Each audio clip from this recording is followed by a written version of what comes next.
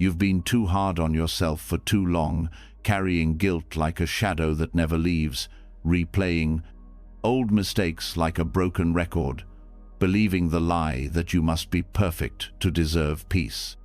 They told you forgiveness has to come from someone else, that you have to earn it, beg for it, wait for it. But no one ever taught you how to forgive the one person who truly needs it. You. Buddhism tells a softer truth. It doesn't punish you for your past, it teaches you to hold it gently, like a scar that no longer hurts. The Buddha never said you have to be flawless. He only said, be aware, be kind, and begin again. Tonight, you're not here to run from your thoughts. You're here to set them free. This isn't about pretending the pain never happened. It's about finally letting it go. As you listen, something inside will start to soften. The tightness in your chest will melt. The harsh voice in your head will grow quiet. And in its place, a new voice will whisper, you did the best you could. And now, it's time to rest. These aren't just teachings, they're gentle medicine, ancient wisdom that still heals. A quiet path back to yourself.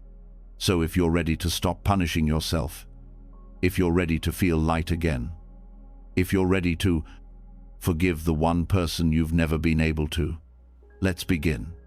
Karma has been one of the most misunderstood teachings, often used not to awaken us, but to shame us.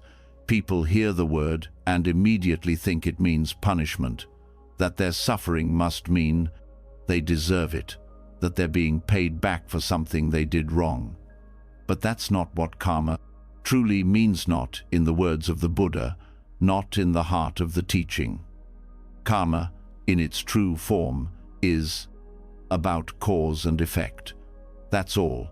It's not moral punishment. It's not spiritual revenge.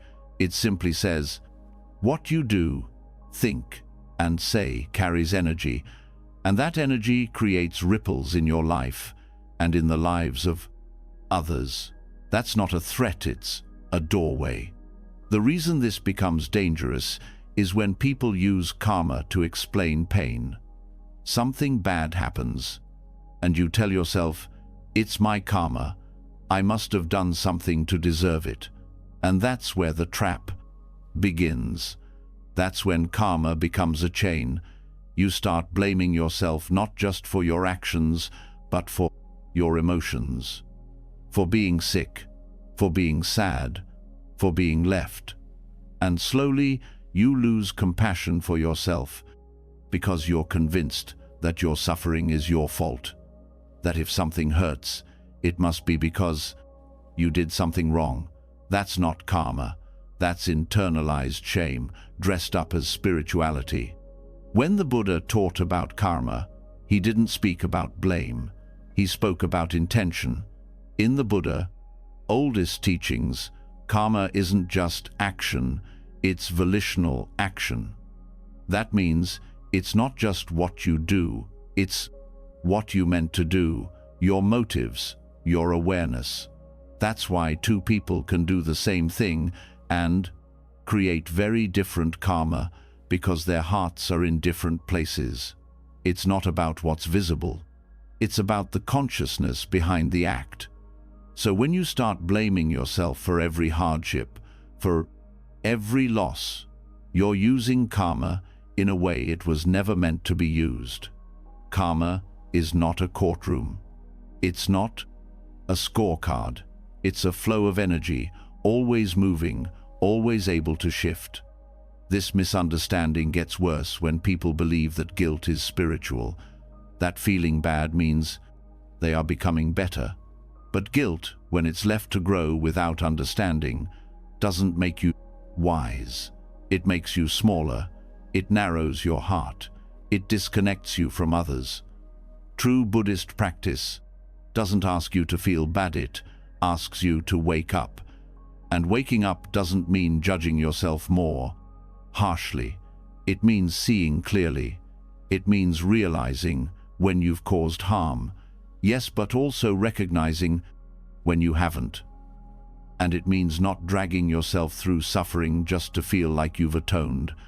That's not clarity, that's self-punishment. You may have been taught that you're supposed to suffer through your karma, that healing has to hurt. But the Buddha never taught that suffering was a sign of growth. He taught that suffering is what happens when we don't see clearly. That we suffer because of attachment, not because of guilt. That our pain comes from craving, aversion, and ignorance, from divine judgment.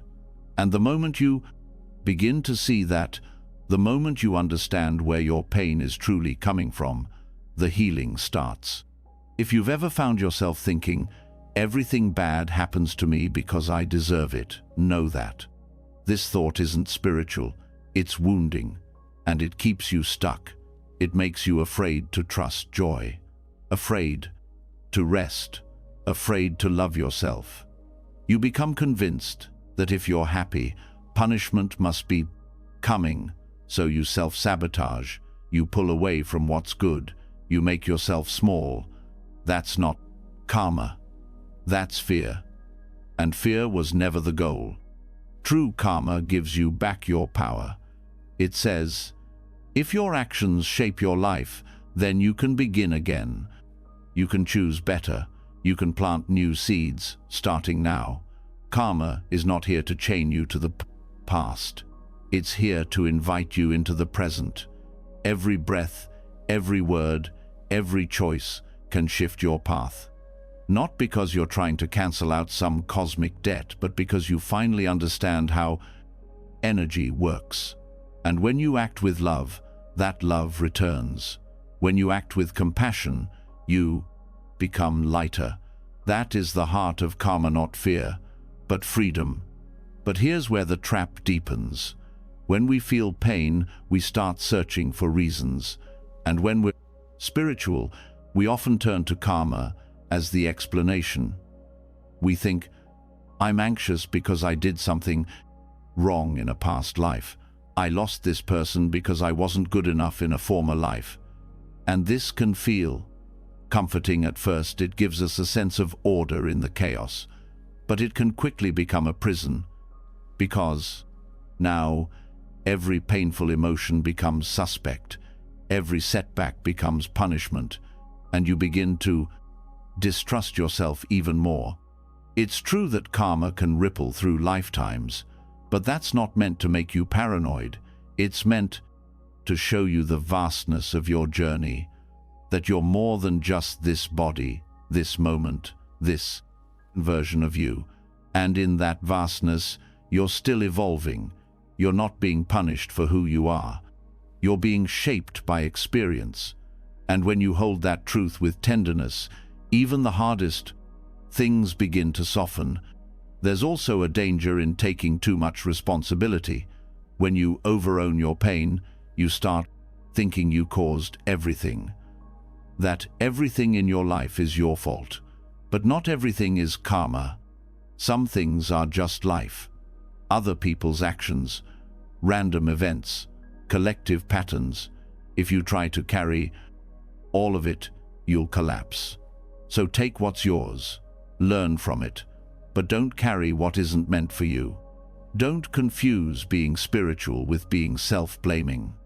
Now let's talk about intention again, because that's the piece people miss.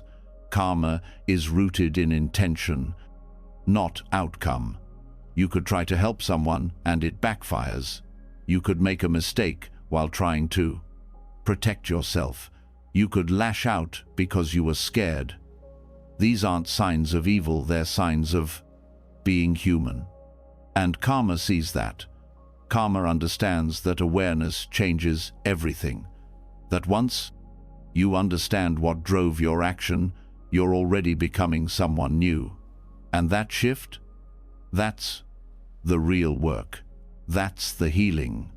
If you've ever told yourself, I must suffer to balance the scales, please stop. Suffering does not make you holy. Awareness does. Kindness does. Choosing peace when it's easier to choose. Punishment, that's the practice. That's what breaks the cycle. Even if you've hurt others in the past, even if you've made choices you regret, the way forward is not self-hate. It's wisdom, it's clarity. It's doing the work to understand yourself, and then doing the work to make different choices from that understanding.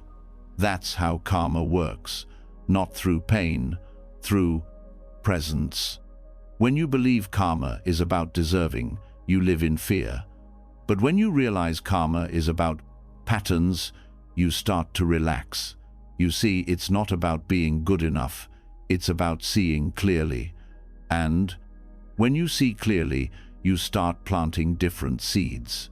You start speaking more gently. You start forgiving faster. Not because you're afraid, but because you finally understand. So tonight, begin again. Lay down the weight of punishment. Release the belief that you need to suffer more. You've suffered enough. You've judged yourself long enough. Now it's time to shift, to choose differently, to let karma be what it truly is, a teacher, not a jailer. Every time you forgive yourself, the cycle weakens. Every time you respond with love instead of shame, the future changes. And every time you breathe into the truth of the moment, you're rewriting the story of your life. You are not being punished. You are being invited to wake up, to soften, to live with more kindness than you thought you deserved. But you do deserve it. You always have. Keep listening. You're just getting started. And now we go deeper. You've started to unlearn the weight of misunderstood karma, to loosen the tight grip of guilt pretending to be truth. But there, 39S, something underneath that still keeps pain. Alive, something hidden in the way you speak to yourself, in the labels you cling to, in the story you keep replaying about who you are and who you've been. That story feels permanent, solid, like your past has shaped you in a way that can't be undone. But what if the story is made of smoke? What if the you blame, the you resent, isn't even real in the way you thought? This is where the next teaching leads. Anattha, truth of non-self.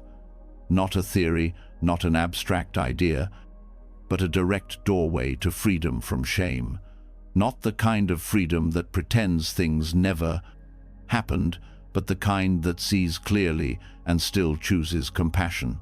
You've been taught to believe you are a fixed person, that your past created a solid identity, and now you're stuck with it, that once you've failed, you are a failure, that once you've caused harm, you are harmful, that once you've made a mistake, you are a mistake. But this belief is the foundation of suffering.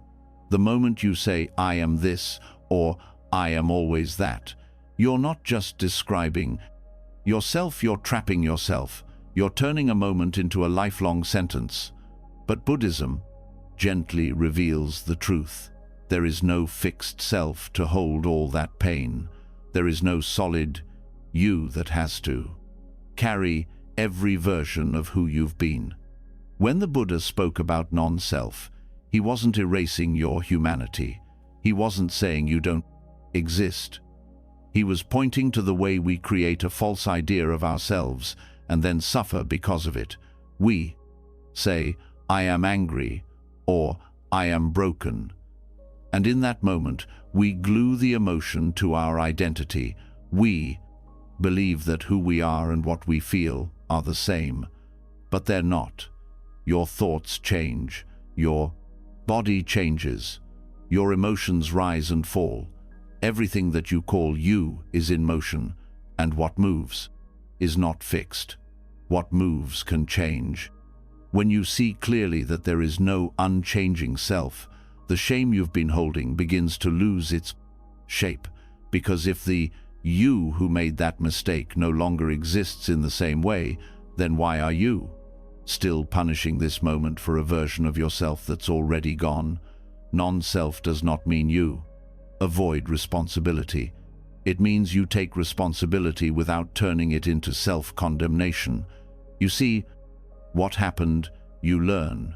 You adjust, but you don't use it to harden against yourself. Let's go further. Most self-blame doesn't come from what you did. It comes from who you think you are. You believe you, 39, not worthy, so everything becomes evidence. A forgotten text, a bad conversation, a missed opportunity, it all confirms a fixed identity. I'm not good enough. But the belief in a solid self turns normal human flaws into proof of failure. And that's why it hurts so much. You're not just remembering what happened. You're feeding a belief about your identity. Non-self interrupts that belief. It pulls you out of the false certainty of always and never. It says, you, 39, not your past emotions. You, 39, not your worst day. You, 39, not the story you've told yourself again and again. That story might feel familiar, but it isn't truth, it's habit. And like any habit, it can change. This is where self-forgiveness becomes real. When you no longer hold on to a fixed identity, there, 39, space to breathe. There, 39, room to see that the person who made that choice was caught in their own confusion, their own fear, their own limitations. And because everything changes, the one who is listening now, the one who seeks peace, already not the same. That difference is real. That shift is freedom. But letting go of a fixed self doesn't mean becoming blank or detached. It means becoming more precise, more honest, more awake. You start to see your habits without collapsing into them. You notice your patterns without turning them into permanent traits. And when a thought arises, I'll never get it right, I always mess things up, you meet it with curiosity instead of belief, because now you know. Thoughts are events, not facts. Emotions are experiences, not definitions. This shift doesn't just help with shame, it transforms how you relate to everything. You begin to respond instead of react. Because if there, 39, no fixed, you, there, 39, also no fixed enemy, no fixed failure, no fixed curse. Everything becomes more fluid, more workable. You become less rigid, less defensive, less afraid of being exposed. You no longer have to protect a solid identity. You just meet the moment and respond with what is needed. That is wisdom. That is forgiveness in action. What keeps you stuck is the belief that change is a betrayal of your identity. That you can, 39, heal because that would mean denying what you've been through. But healing doesn't deny anything. It just no longer clings to it. And when you no longer cling to what hurts, it begins to soften. When you no longer define yourself by your trauma becomes part of your story, not the whole book.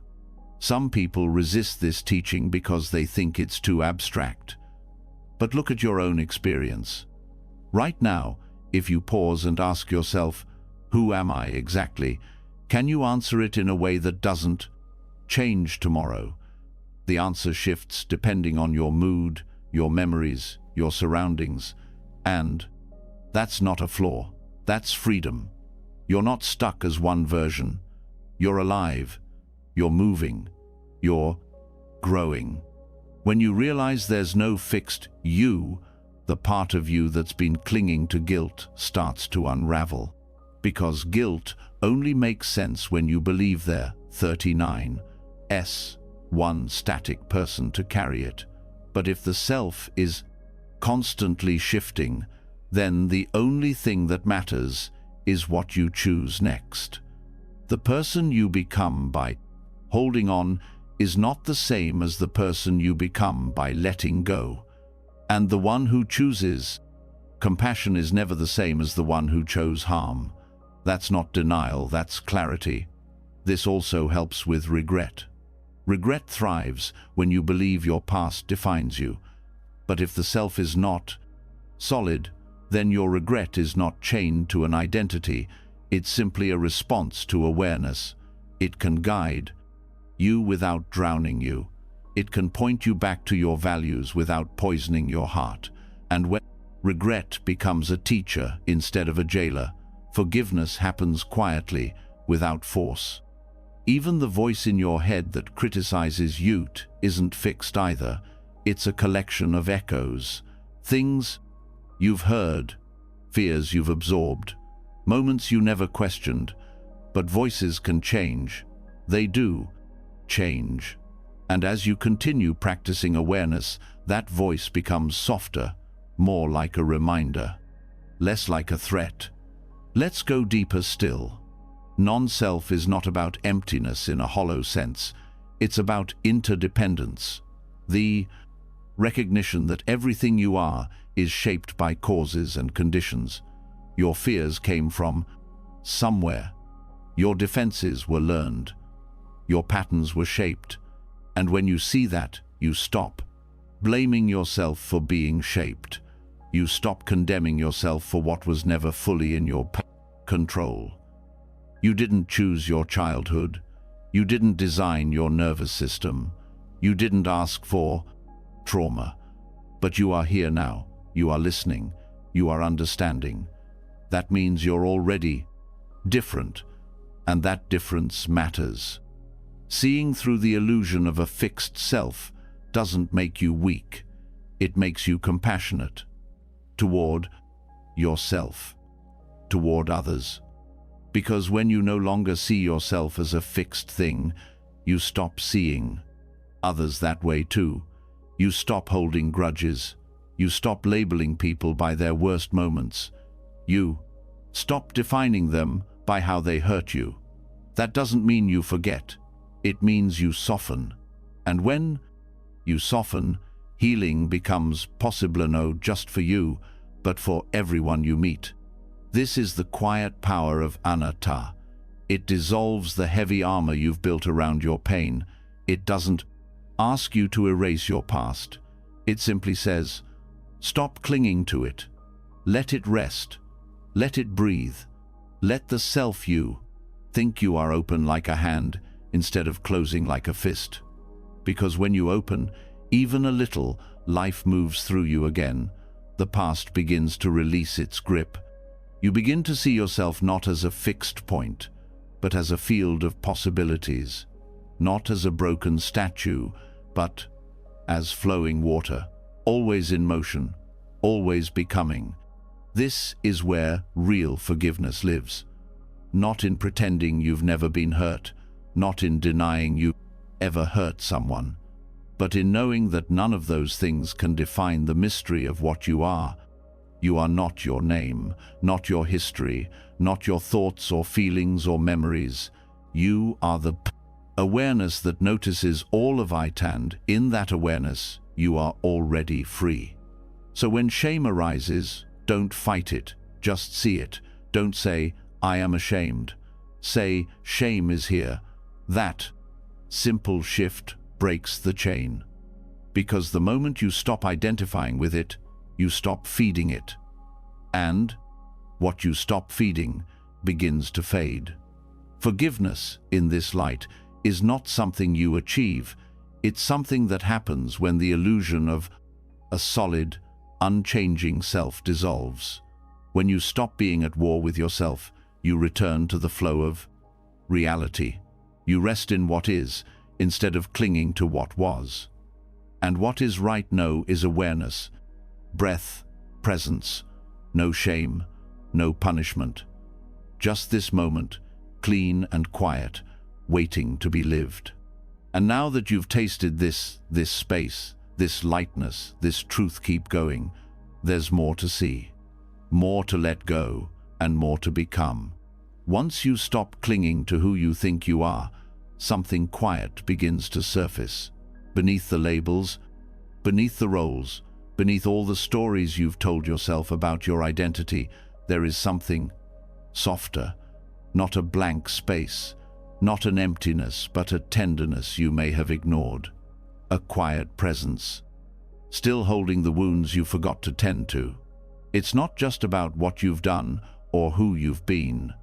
It's about the parts of you that never got a chance to heal, the ones you've silenced, dismissed, or punished, not because you were cruel, but because you thought they made you weak.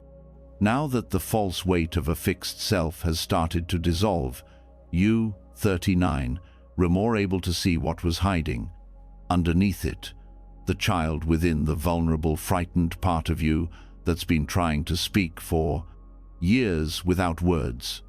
And this part doesn't need judgment, it needs love, not perfection, not spiritual bypassing, just simple, patient, consistent love. That's where metta enters. Metta is not a feeling, it's a practice, a deliberate choice to offer unconditional friendliness to yourself and to others. It isn't based on what someone deserves. It's not a reward, it's a gift. And when you turn this toward the parts of yourself you've rejected, it becomes healing in its purest form, not fixing, not changing, just offering warmth where coldness used to be. You may have learned to talk to yourself in harsh tones. Maybe you thought that was strength. Maybe you believed self-criticism would keep you from repeating mistakes. Or maybe you picked it up from other caregivers who used shame instead of support, peers who confused ridicule with connection. Over time, those voices became your own. You started speaking to yourself the way others once did. And in doing so, the inner child, the real one, still alive in memory and body, was pushed aside, told to toughen up, to disappear, to grow up fast. But that child never left. That part of you is still carrying unmet needs, not childish demands, human needs, safety, belonging, gentleness. And unless you learn to meet those needs with kindness, they leak out sideways, through anxiety, through defensiveness, through quiet sadness that you can't explain, through the way you shrink around people or overcompensate for love. Metta is how you stop running from that. It's how you turn inward and say, I see you now. The wounded self does not need analysis. It doesn't need logic. It doesn't even need solutions. It needs presence. It needs to be held, not fixed. And this goes against what most of us were taught. We were told to be strong, to move on, to stop being dramatic. So we learned to hide our softer parts. But those hidden parts still shape how we see ourselves. If you grew up believing you were a burden, you might still carry that belief in every relationship. If you were made to feel invisible, you might overachieve just to prove you matter. These patterns are 39. T. Weakness they. 39. Unhealed memories. And metta is the ars medicine. When you practice loving kindness, you're not pretending everything is okay. You're acknowledging that, despite everything, you still deserve care. Not because you've done enough, not because you've proven yourself, but simply because you exist. This is radical, because it breaks the belief that love has to be earned, that you're only worthy if you never mess up. Metta says, even when you're afraid, you are lovable. Even when you're lost, you are worthy. Even when you feel like a failure, you still belong. Offering metta to your inner child means letting go of the adult mask for a moment, not to regress, not to avoid, but to be real. It means sitting quietly with the parts of you that still carry pain, the younger self who didn't understand why they were treated unkindly, the teenage self who had to act strong while falling apart. The early adult who kept smiling while quietly wondering if anything would ever feel safe. These selves aren't illusions. They live in your nervous system, in your reactions, in the way your body tightens when you feel misunderstood. When you offer loving kindness to these versions of yourself, you, 39, not just healing emotions, you're calming the body, you're softening survival responses that have been running for years. Metta changes your relationship with your past by showing you that you can meet it with warmth, not fear. That memory doesn't have to hurt every time you revisit it, that you can be the safe space you never had. Start small. You don't have to say big, sweeping affirmations. Begin with phrases like, "I'm here now," or "You're allowed to feel this," or "You did nothing wrong." Speak to yourself the way you would speak to a child crying in the dark, not with lectures, with presence, with a calm tone, with patience. This might feel unnatural at first. That's okay. You're not doing it wrong. You're just entering a space that's been ignored. And sometimes silence resists at first, but keep showing up. Loving kindness is also about consistency. You don't have to wait until you feel worthy. The act of offering metta is what begins to shift worthiness from an idea into an experience. Each time you say, "May I be safe, may I be held, may I be well," you're not casting a spell, you're building a habit. And over time, that habit becomes a new voice in your mind, a counterbalance to all the harshness you once absorbed. You'll begin to notice changes in small, unexpected ways. You'll speak more gently to yourself after a mistake. You'll forgive yourself quicker. You'll feel less urgency to prove something. And slowly, the grip of self-rejection will loose, not because you pushed it away, but because you finally gave it what it always needed: warmth. There's a depth to this work that words often can't touch.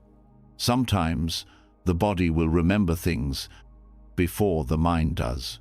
You might feel sadness arise during loving kindness practice without a clear reason. Don't chase it. Don't explain it away. Just sit with it. Let the presence be enough. Healing isn't always loud. Sometimes it's just the quiet recognition.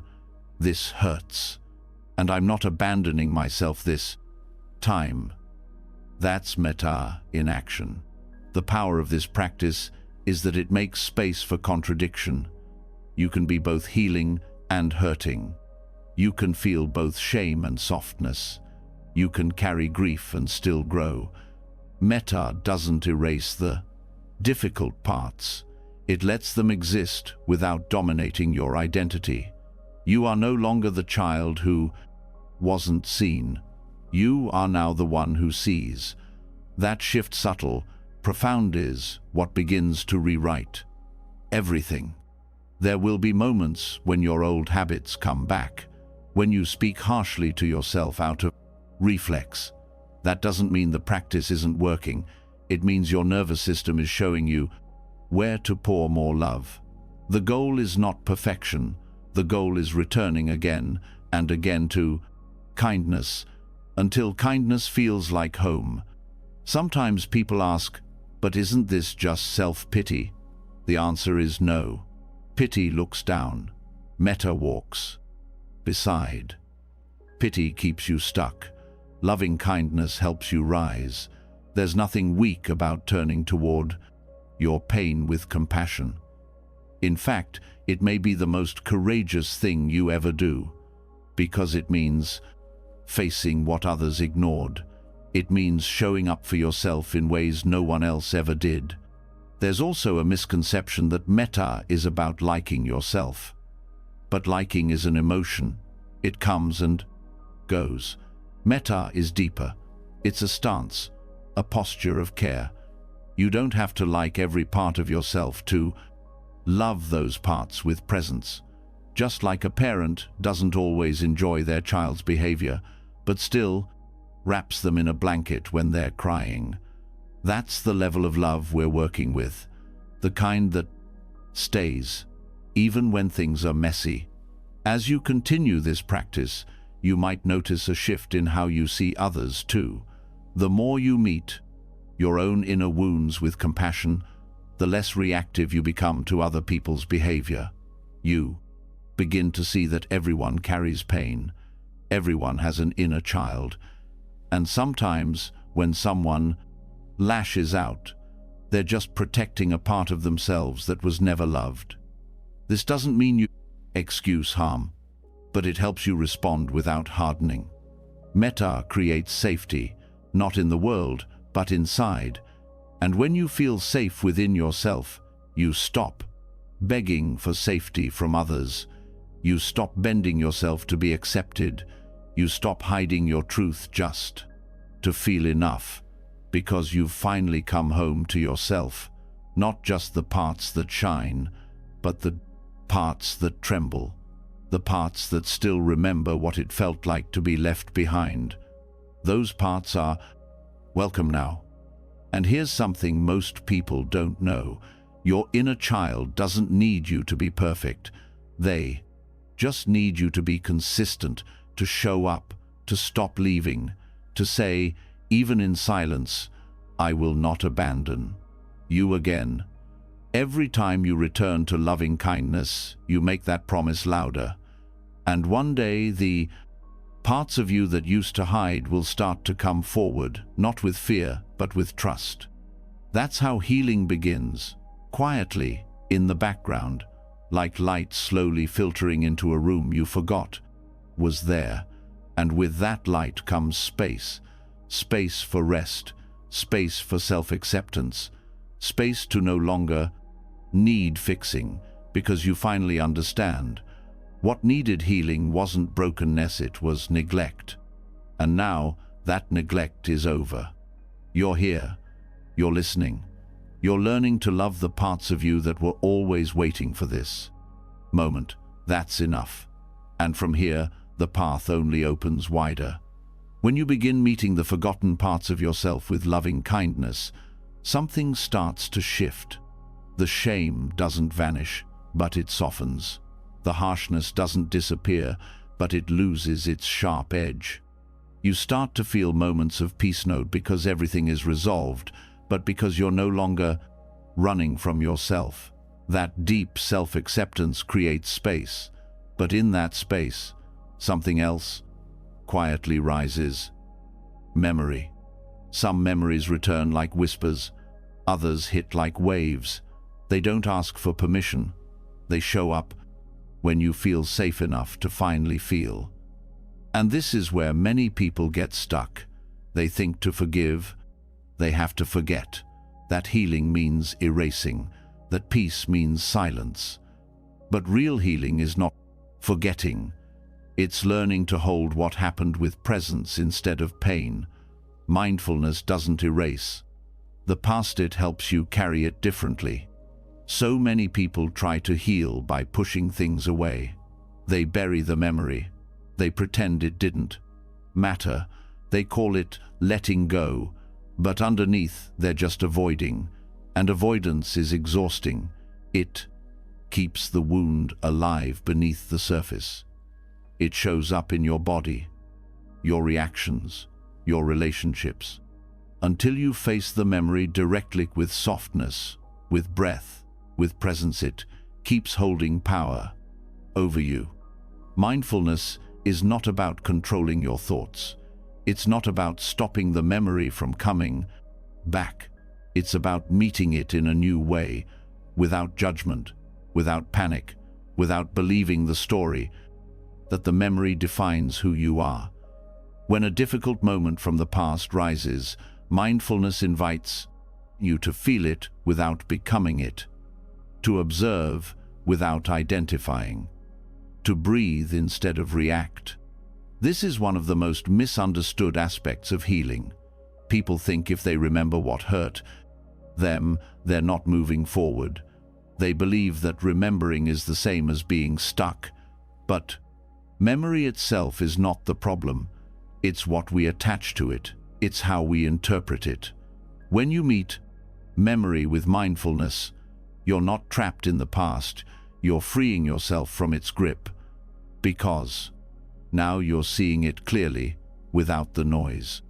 Forgiveness without forgetting doesn't mean dragging the past into every moment.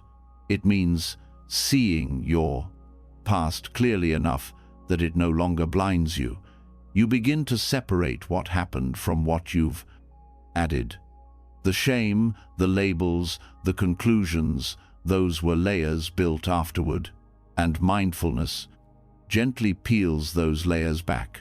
Not all at once, not forcefully, but with each breath, each pause, each act of presence. A little more of the pain becomes workable. Some memories are sharp because they never had a safe place to land. They were carried in silence, without support.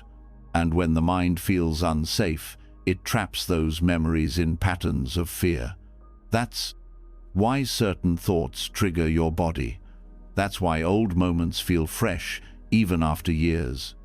Mindfulness offers that safe place. It doesn't rush to fix or explain. It just holds. And when something is held with care, it begins to soften. Even pain responds to kindness. You might wonder how it's possible to forgive someone or yourself while still remembering what happened. The answer is in how you relate to the memory. If the memory still defines you, if it still tells you who you are, then yes, it will feel impossible. But when you see that memory is a part of your story knot, the whole, you begin to loosen the knot. You don't have to forget. You just have to stop identifying so tightly. Mindfulness gives you tools to do that. The first is observation. You learn to notice your thoughts without jumping into them. The memory arises, and instead of spinning into it, you watch, you name it. This is sadness. This is regret. This is fear. That naming isn't detachment. It's clarity. You are saying, this is what is here, not who I am. The second tool is breath. Simple, steady breath. It anchors you in the present. It reminds your body that it is safe, that the memory is not happening again, that you are here now. So many people relive the past, not because they want to, but because their nervous system hasn't felt safe enough to let it move. Breath creates that safety, one inhale at a time. The third tool is compassion. This changes everything. When the memory arises, when the mistake comes back, when the shame returns, you meet it not with rejection, but with care. You say, this hurts, and I will stay. That's what heals. Not erasing the past, not denying it, but staying with it without abandoning yourself. There's something incredibly powerful that happens when you stop trying to forget. You start to understand. You see why you did what you did. You see why others acted the way they did. This isn't about justification. It's about context. And context is essential for healing, because when you understand the why, you stop blaming the who. This is especially important when you've harmed others. Forgetting isn't accountability. Real accountability means remembering and responding with integrity. Mindfulness helps you hold the memory of what you did without drowning in guilt. It teaches you to hold space for growth, to repair what can be repaired, to apologize with sincerity, not shame, and most of all, to not repeat what caused harm. You'll also start to see the memories you've avoided aren't always what you thought. Sometimes, when we finally look closely, the memory changes shape. What we thought was our fault was actually survival. What we thought was weakness was just exhaustion. What we thought was failure was a cry for help. Mindfulness doesn't rewrite history, but it reveals what was hidden beneath the noise. It's important to say that some memories are traumatic, deeply painful, and mindfulness is not about forcing yourself to relive those memories. It's about creating enough presence to meet what arises naturally. If something feels too big, that's not weakness, that's intelligence. You move slowly, you take breaks, you work with support. Healing is not a race. It's a relationship with yourself, with your past, with your breath. As you deepen your mindfulness practice, you start noticing something else. The memory itself may remain, but its grip loosens. The edges soften. You start to see more than just the pain. You remember who else was there. You remember what you learned. You see how far you've come. This doesn't mean the wound disappears, but it means the wound no longer defines the whole body. And then something unexpected happens. Gratitude starts to rise, not for the pain itself, but for the strength you built around it, for the wisdom it gave you, for the person you've become by walking through it. This is not toxic positivity, it's deep perspective. It's knowing you can carry memory without collapsing under it. You may notice that memories come back at certain times. Anniversaries, smells, songs, words. This is not a sign of failure. It's the body remembering. Instead of pushing it away, meet it with breath, with kindness. Say to yourself, it's okay that this still hurts, and then let the moment pass. Because all things pass, even the sharpest memories. Sometimes people try to rush forgiveness because they think it will make the memory go away. But true forgiveness is what happens when you stop needing the memory to disappear, when you allow it to exist and choose peace anyway. You forgive not to forget, but to be free. Mindfulness shows you how, not in big dramatic ways, but in the small moments when you pause instead of react, when you breathe instead of blame, when you hold instead of push away. This builds over time. And before you realize it, the thing that once controlled you is now something you can carry lightly. There is one more layer that mindfulness touches: the future, because how you hold your past shapes what you expect from life. If you believe you're still defined by what happened, you'll limit what's possible. But if you meet your past with clarity and compassion, the future starts to open. You stop waiting to be punished. You stop expecting to fail. You begin to trust yourself again. And that trust changes everything. You don't need to forget your past to move forward. You just need to stop letting it own you. Mindfulness gives you the space to remember without being pulled under. It teaches you to witness your own story with presence and care. And from that witnessing, a new story begins to form, not one that erases the past, but one that carries it with grace. So when the old memories rise again, and they will welcome them, you don't have to like them, but you don't have to fear them either. Sit with them, breathe, and say gently to yourself, I can remember without reliving. I can feel without becoming lost. I can hold the past without letting it hold me. You've come this far, and you're not done. The path is still open, and the next steps are waiting, steady, clear, and kind. Keep walking. The memories don't hold you anymore, not like they once did. You've learned how to stay present without drowning, how to remember without shrinking, how to sit with pain without letting it define you. But even now, even after all that softening, something underneath keeps you restless, a quiet pressure, a subtle voice that tells you you're still not there yet, that no matter how much you heal, it's not enough, that you should be better by now. that you should feel more peaceful, more disciplined, more evolved. And without realizing it, you start to chase an image that's been quietly shaping your brooding, suffering all along the version of you that you think you should be, the perfect one. This version looks like control, like balance, like constant calm. It's the person you imagined you, 39D, become once you finally figured everything out. The person who never overreacts, never gets triggered, never makes a mistake. The one who's always compassionate, always mindful, always clear. It's quiet, how it forms. Sometimes it's built from spiritual teachings, sometimes from childhood dreams, sometimes from survival, but once it's there, it starts driving everything. Every choice, every standard, every disappointment. It becomes a ruler you measure yourself against every day. And the more you measure, the more you find yourself lacking. This is where forgiveness gets blocked.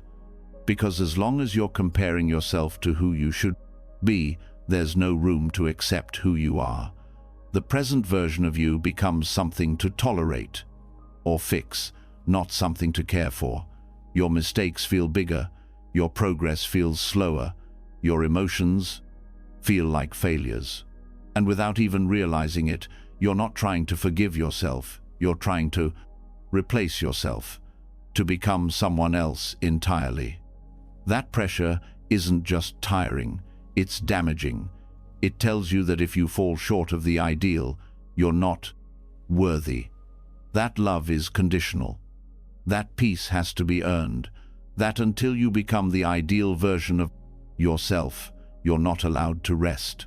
This is where perfectionism hides, not in clean lines or neat schedules, but in the belief that you're always supposed to be more than you are. The idea of the ideal self can look like growth. It wears the language of self-improvement, but it has a sharp edge. It turns the present into a problem. It makes healing another project to master, and it convinces you that the goal is to become flawless instead of becoming real. The truth is, forgiveness begins not when you change into someone better, but when you stop expecting yourself to be anything other than human. Real healing comes when you stop reaching forward and start turning inward, when you stop chasing a polished version of yourself and start tending to the messy, honest one that's right here. Perfectionism isn't about high standards, it's about fear. It's the fear that if you let your guard down, if you show your flaws, if you stop performing, you'll lose love, you'll lose safety, you'll lose value. So you keep trying. You try to think the right thoughts, say the right words, feel the right feelings, and when you can't, you hide, you isolate, you pretend, and then you feel ashamed for pretending. The cycle deepens. Abandoning the ideal self doesn't mean giving up on growth. It means changing your definition of growth. It means realizing that real growth is sometimes invisible, that it doesn't always look like strength or wisdom. Sometimes it looks like crying, sometimes it looks like saying no, sometimes it looks like not knowing what to do next. And none of that means you're failing, it means you're living. One of the quiet traps of perfectionism is how it distorts time. It makes you feel like you're always late, like you should have learned this already, like you should have healed faster. But time in healing is not linear. There's no finish line, there's no deadline, there's only rhythm, and your rhythm is not wrong. You are not behind, you are not slow, you're just moving at the pace your body and heart can handle. Letting go of the ideal self also means letting go of constant judgment, because when you're chasing perfection, every moment becomes a test. How did I respond? Did I react too much? Was that loving enough? And over time, you stop being able to feel life directly. You're always watching yourself, measuring yourself. But real presence, the kind that creates peace, only happens when you stop performing. When you stop needing to be impressive. When you stop trying to prove that you're okay. And just let yourself be. There's something deeply healing in being ordinary. Not in a dull way, but in an honest way. In not needing to be special to be worthy. In not needing to have all the answers to be wise. In not needing to be perfectly healed to deserve rest. When you drop the image of perfection, what's left is sincerity. And sincerity is what allows connection to yourself, to others, to the moment. If you're always trying to become someone else, you can't fully be here. You can't grieve properly. You can't celebrate fully.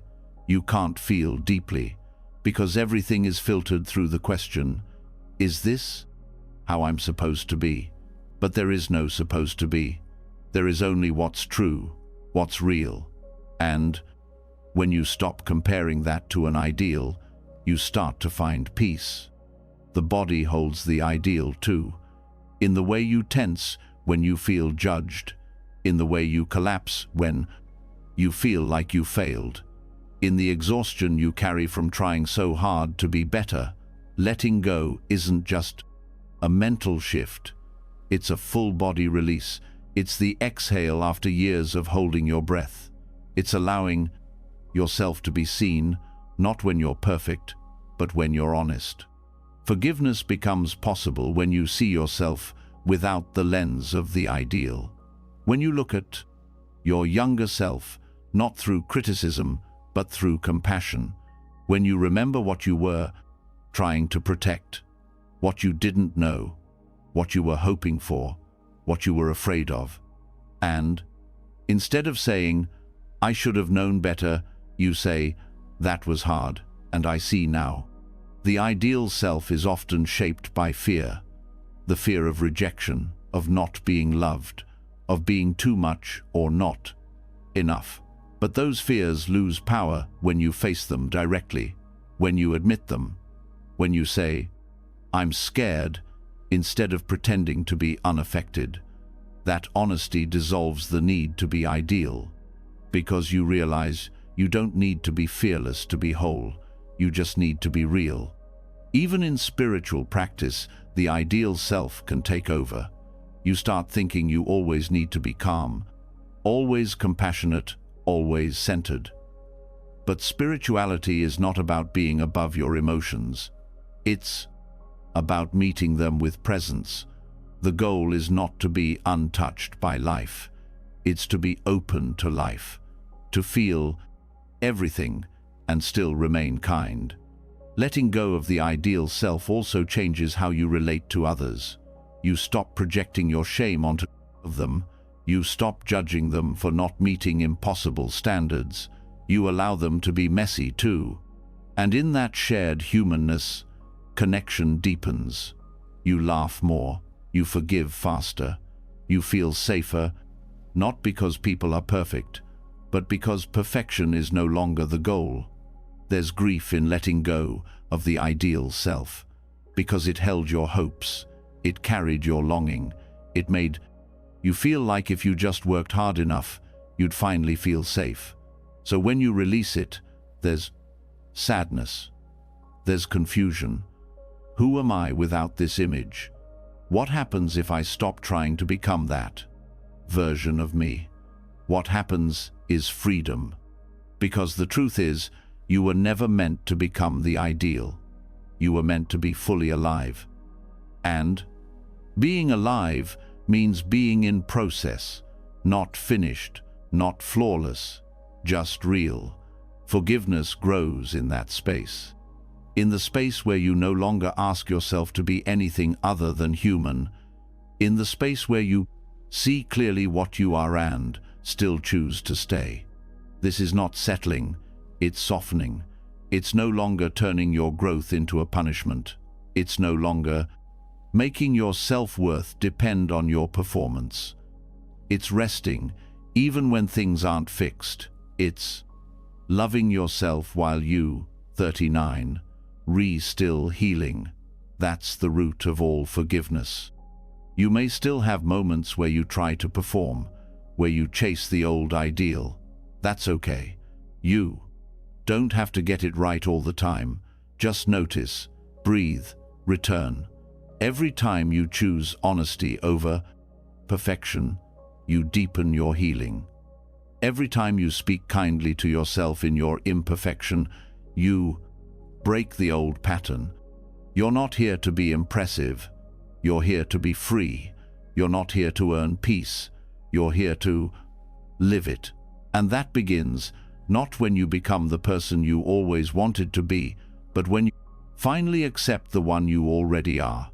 Keep walking. The path is still unfolding. Even after you stop chasing the ideal self, the urge to hold on still lingers. It's subtle. You no longer expect perfection, but you might still carry blame. A quiet belief that the past could have been better if only you had done something differently. A lingering question: why did I act that way? Why didn't I know better? Why wasn't I stronger? Even when the judgment softens, memory can leave traces. And it's not always the memory itself that hurts. It's how permanent it feels, like something frozen in place, like something that can never be undone. But nothing stays fixed, not your mistakes, not your feelings, not even the version of you that made those choices. And the deeper truth that begins to rise here is Anica's principle of impermanence. Not as a concept, not as philosophy, but as lived experience. Everything changes, all of it, including the parts of you that still carry blame. You may not notice this right away. At first, you assume things are solid because they hurt the same way. Every time, the thought returns, the emotion repeats, and it feels like a pattern that's here to stay.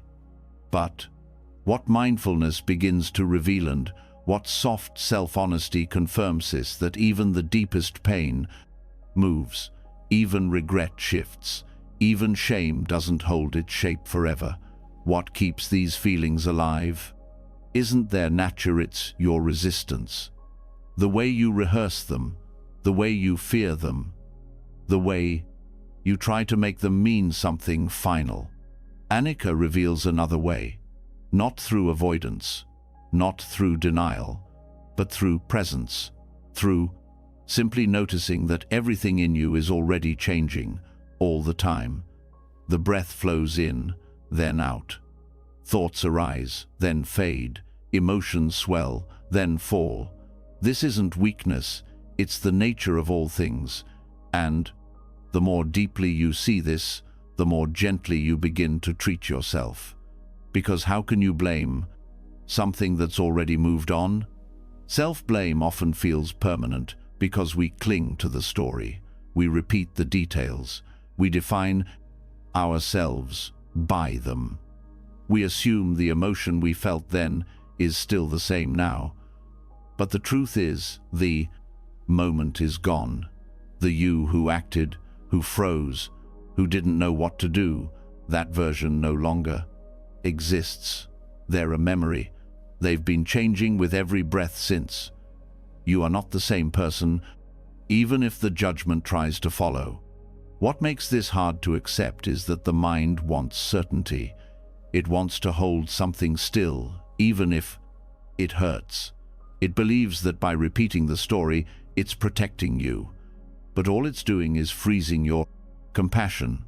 Anika melts that, gently, not forcefully. It invites you to sit with the pain without assuming it will last. To feel it, name it, breathe through it, then let it change, as it naturally does. You don't need to make the pain disappear. You only need to stop holding it as if it's the whole truth. When you start seeing every feeling as temporary, you create space. Space to feel without drowning. Space to forgive without forgetting. Space to allow yourself to move forward without needing the past to vanish. This is not about detachment in a cold sense. It's about tenderness. It's about recognizing that every part of you, even the ones that hurt, is in motion. That includes your judgments. The thoughts you had about yourself 5 years ago aren't the same ones you have now. They've shifted. That means you're capable of change. And if you're capable of change, so is your relationship to your past. Anika also reveals that other people change. The ones you hurt, the ones who hurt you, nobody stays frozen. Everyone is reacting, adapting, evolving. And while that doesn't undo what was done, it reminds you that growth is possible on all sides, that healing isn't a solitary task.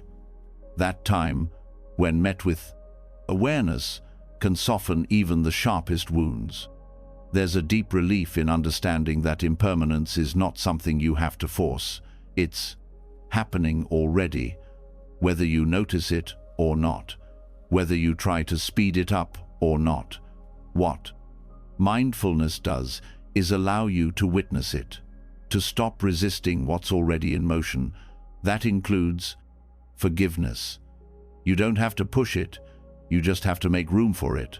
Sometimes, the reason self-blame feels so heavy is because you're still holding on to the hope that you can change the past by feeling bad enough. But no amount of guilt can rewrite what's already happened. What it can do is keep you stuck. Impermanence breaks that illusion. It shows you that time only moves one way, and that the only power you have is now not in rewriting the past, but in meeting it differently, with more softness, more understanding. There is also freedom in knowing that even the pain of not being forgiven by others is temporary. If someone hasn't accepted your apology, if someone hasn't come back, that heartbreak hurts, but even that evolves. What feels like rejection today may feel like clarity in a year. What feels like unbearable grief now may become wisdom you carry forward. Impermanence doesn't mean you forget. It means you don't get stuck. The body shows this too. Emotions pass through it like weather. Tightness comes and goes. Breath rises and falls. The nervous system calms when you stop fighting the present moment. This is not bypassing. It's reality. It's the slow unraveling of all the moments you believed would define you forever. In this space, self-forgiveness becomes simpler. Not easier, but simpler. It becomes less about changing your whole self and more about recognizing that your whole self is always changing, that the version of you that holds blame is not the only version that exists, that you can feel regret without being consumed by it, that you can see your past with open eyes and still choose to care for yourself now. Anika also teaches you how to stop chasing final answers. The belief that you have to reach some perfect state of clarity before you can rest is just another form of control. But understanding that nothing lasts allows you to settle. Even uncertainty becomes something you can sit with. You stop needing to resolve every thought. You stop needing to be completely sure before you let go. You simply trust that things move, and that's enough. This shift brings peace, not because the past is gone, but because you're no longer letting it dictate your worth. You begin to see that every emotion is a wave, and no matter how big it feels, it doesn't stay. That alone is enough to start loosening your grip. There's beauty in this kind of forgiveness. It's not dramatic. It's not a moment of total erasure. It's slow, gentle, quiet. It's the repeated decision to not punish yourself today for who you were yesterday. It's remembering that the person you're being right now is different from the person you're blaming, and that difference matters. You don't need to force anything to go away. You only need to let it pass through. The feeling of failure, the weight of guilt, the fear that you're not enough. All of it moves, all of it changes shape, and the more you witness that, the less power it has. Even your patterns, the ones you think are part of who you are, those aren't permanent either. You might fall into the same reaction, the same coping, the same thought. But the moment you notice it, you interrupt the cycle, and that interruption is already change. Anicca doesn't promise that pain won't return. It simply shows you that when it does, you're not helpless. You've sat with it before. You've breathed through it. You've survived it. And you can meet it. Again, not with fear, but with patience, because you know it won't last. That kind of confidence changes everything. It turns old triggers into signals. It turns fear into information. It turns memory into presence. You don't need to prove anything anymore. You don't need to solve everything. You just need to stay. Forgiveness then becomes a relationship, not a one-time event, a continual meeting with yourself, where you notice what arises, you breathe with it, and you watch it pass. You do this not because it's easy, but because it's true, because truth always brings peace. Letting go of self-blame through impermanence doesn't mean you stop caring. It means you care from a place of compassion, not control. You show up for yourself, not because you're broken, but because you're human, and being human means changing, always. The past may still echo, but your response to it doesn't have to stay the same. That is your freedom. That is your path forward. Let the wave come. Let it speak. Let it go. And stay grounded in the one truth that holds everything gently. This, too, is passing. Keep walking. Keep breathing. The weight you carried is already shifting, and the next step is waiting for you. When you begin to feel the truth of impermanence, not just understand it, but live it, something inside you begins to loosen. You stop holding your past so tightly. You stop identifying with every thought. The patterns that once felt permanent begin to fade. The shame that once felt endless begins to soften. You no longer assume every regret needs to be solved.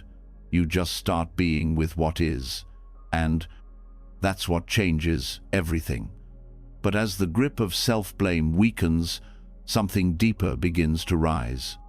A quiet ache, a longing you may not have known you were carrying, not for punishment, not for answers, but for reconciliation, not with others, with yourself. There's a part of you that wants to be spoken to, not explained away, not analyzed, but spoken to, directly.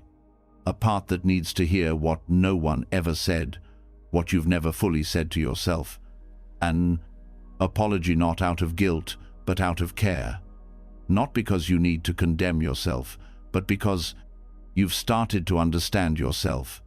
This is where the healing becomes real.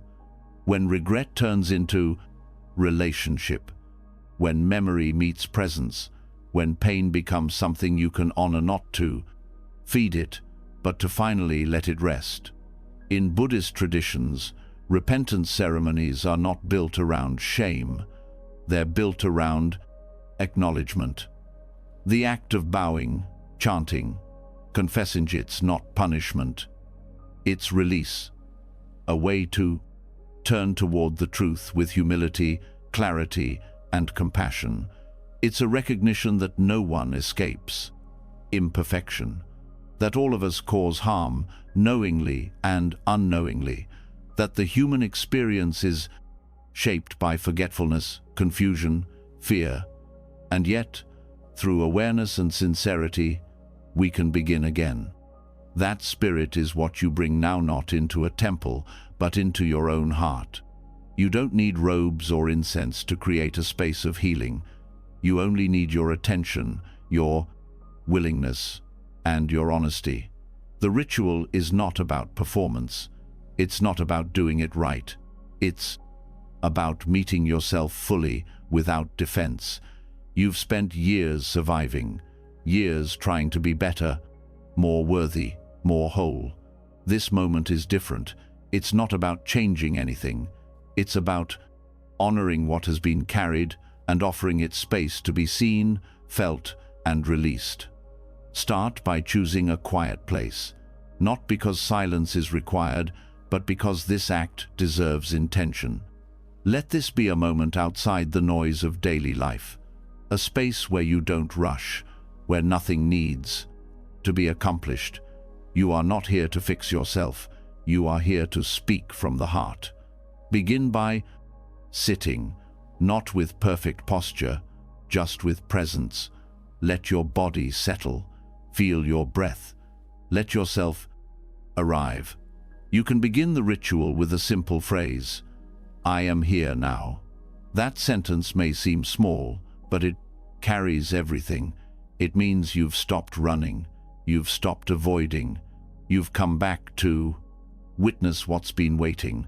From here, you gently turn your attention inward, toward the moments you regret, the ways you've hurt yourself, the times you abandoned your needs, ignored your limits, spoke with cruelty, stayed silent when you needed to speak, said yes when you meant no, punished your own softness, betrayed your own trust. These aren't failures, they are symptoms of pain, but pain still needs to be met. As each memory rises, name it gently, not to relive it, not to shame yourself, but to bring it into the light. This is the part most of us skip. We rush to forgiveness without fully seeing what we're forgiving. But acknowledgement is sacred. Without it, the wound remains hidden. You don't need to justify what happened. You don't need to explain your choices. Just speak the truth. This happened. I did this. I avoided this. I believed this. Speak it softly, as if speaking to a friend. Because now you are. Once the naming is done, you shift. You place your hand on your heart, simply focus your breath. There and you begin the apology. This is not an apology meant to break you down. It's one that lifts you up. You are not apologizing because you are bad. You are apologizing because you are finally being honest. And honesty is love. Say to yourself, "I'm sorry for the ways I abandoned you. I'm sorry for the pressure I placed on you. I'm sorry I didn't listen when you needed rest. I'm sorry for the times I told you to toughen up, to stay quiet, to be smaller. I'm sorry for treating your pain like it didn't matter. I'm sorry for all the times I expected you to be perfect. I didn't know better. I was trying to survive. But now I see you, and I'm not leaving." You can repeat these or create your own words. Let them come from where the pain lives. Let them be shaped by your actual experience. This isn't about getting it right. It's about being sincere. You're not talking to an idea. You're talking to the parts of yourself that lived through everything without the care they needed. And now you are offering that care. Let the words be slow. Let emotion rise.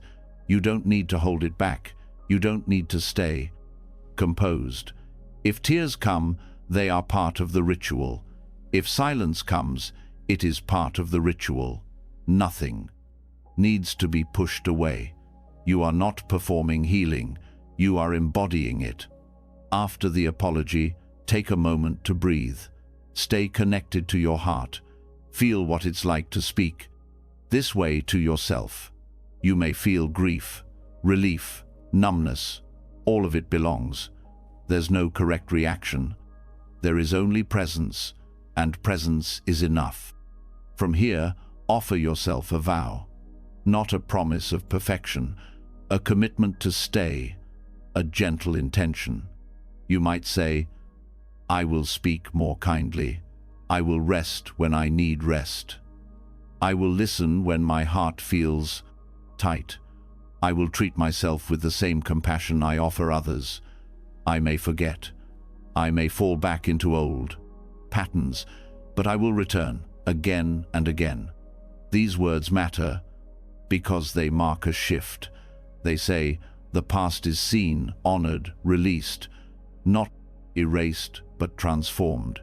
It becomes soil now for something new to grow. To close the ritual, you can bow if it feels right. You can place both hands on your heart, or simply whisper, "Thank you. Thank you for surviving. Thank you for staying. Thank you for being here now." These words are not empty. They land deeply because you've earned them, not through achievement, through courage, through honesty, through the quiet strength of turning inward. This ritual is not something you do once. It can be returned to each time you feel the weight of old regret. Each time the harsh voice rises, each time you feel disconnected, you return. You speak. You stay. That's the practice. That's the path. And over time, something changes. The guilt no longer dominates. The shame no longer defines. You begin to trust yourself again. Not because you're flawless, but because you've become a safe place to land. This is the heart of repentance in Buddhist tradition. Not begging for forgiveness from outside, but returning to truth within. Not punishment, but purification through presence. You bow not because you are low, but because bowing brings humility. And humility is where the heart softens. You may still feel echoes of self-judgment. That's okay. You're not trying to erase anything. You're learning how to hold it. You're learning how to care for it. The ritual becomes a reminder that you are worth returning to, that your pain matters, that your healing is sacred, not in a dramatic way, but in the quiet, ordinary act of coming home to yourself. So whenever you feel disconnected or heavy with the past, remember this: you don't need permission to forgive yourself. You don't need approval. You don't need to wait until you're better. You are allowed to start now, by acknowledging, by speaking, by staying. And when you do, something in you will finally hear what it's been waiting for. Not that you're sorry because you're broken, but that you're sorry because you care, because you're ready to take responsibility with love, not shame. And that love is what repairs what was never supposed to stay broken. You're not trying to become someone new. You're learning how to return to who you were before self-rejection taught you to leave yourself behind. This is not the end. This is the beginning of relationship with the only person you'll never live without. Keep walking. You're already closer than you think. After speaking the words you needed to hear, after offering yourself an apology rooted in sincerity rather than shame, something quiet begins to settle. Not because all the pain is gone, but because the distance between you and your own heart has begun to close. You no longer feel like a stranger to yourself. You've touched something real: honesty without violence, responsibility without guilt.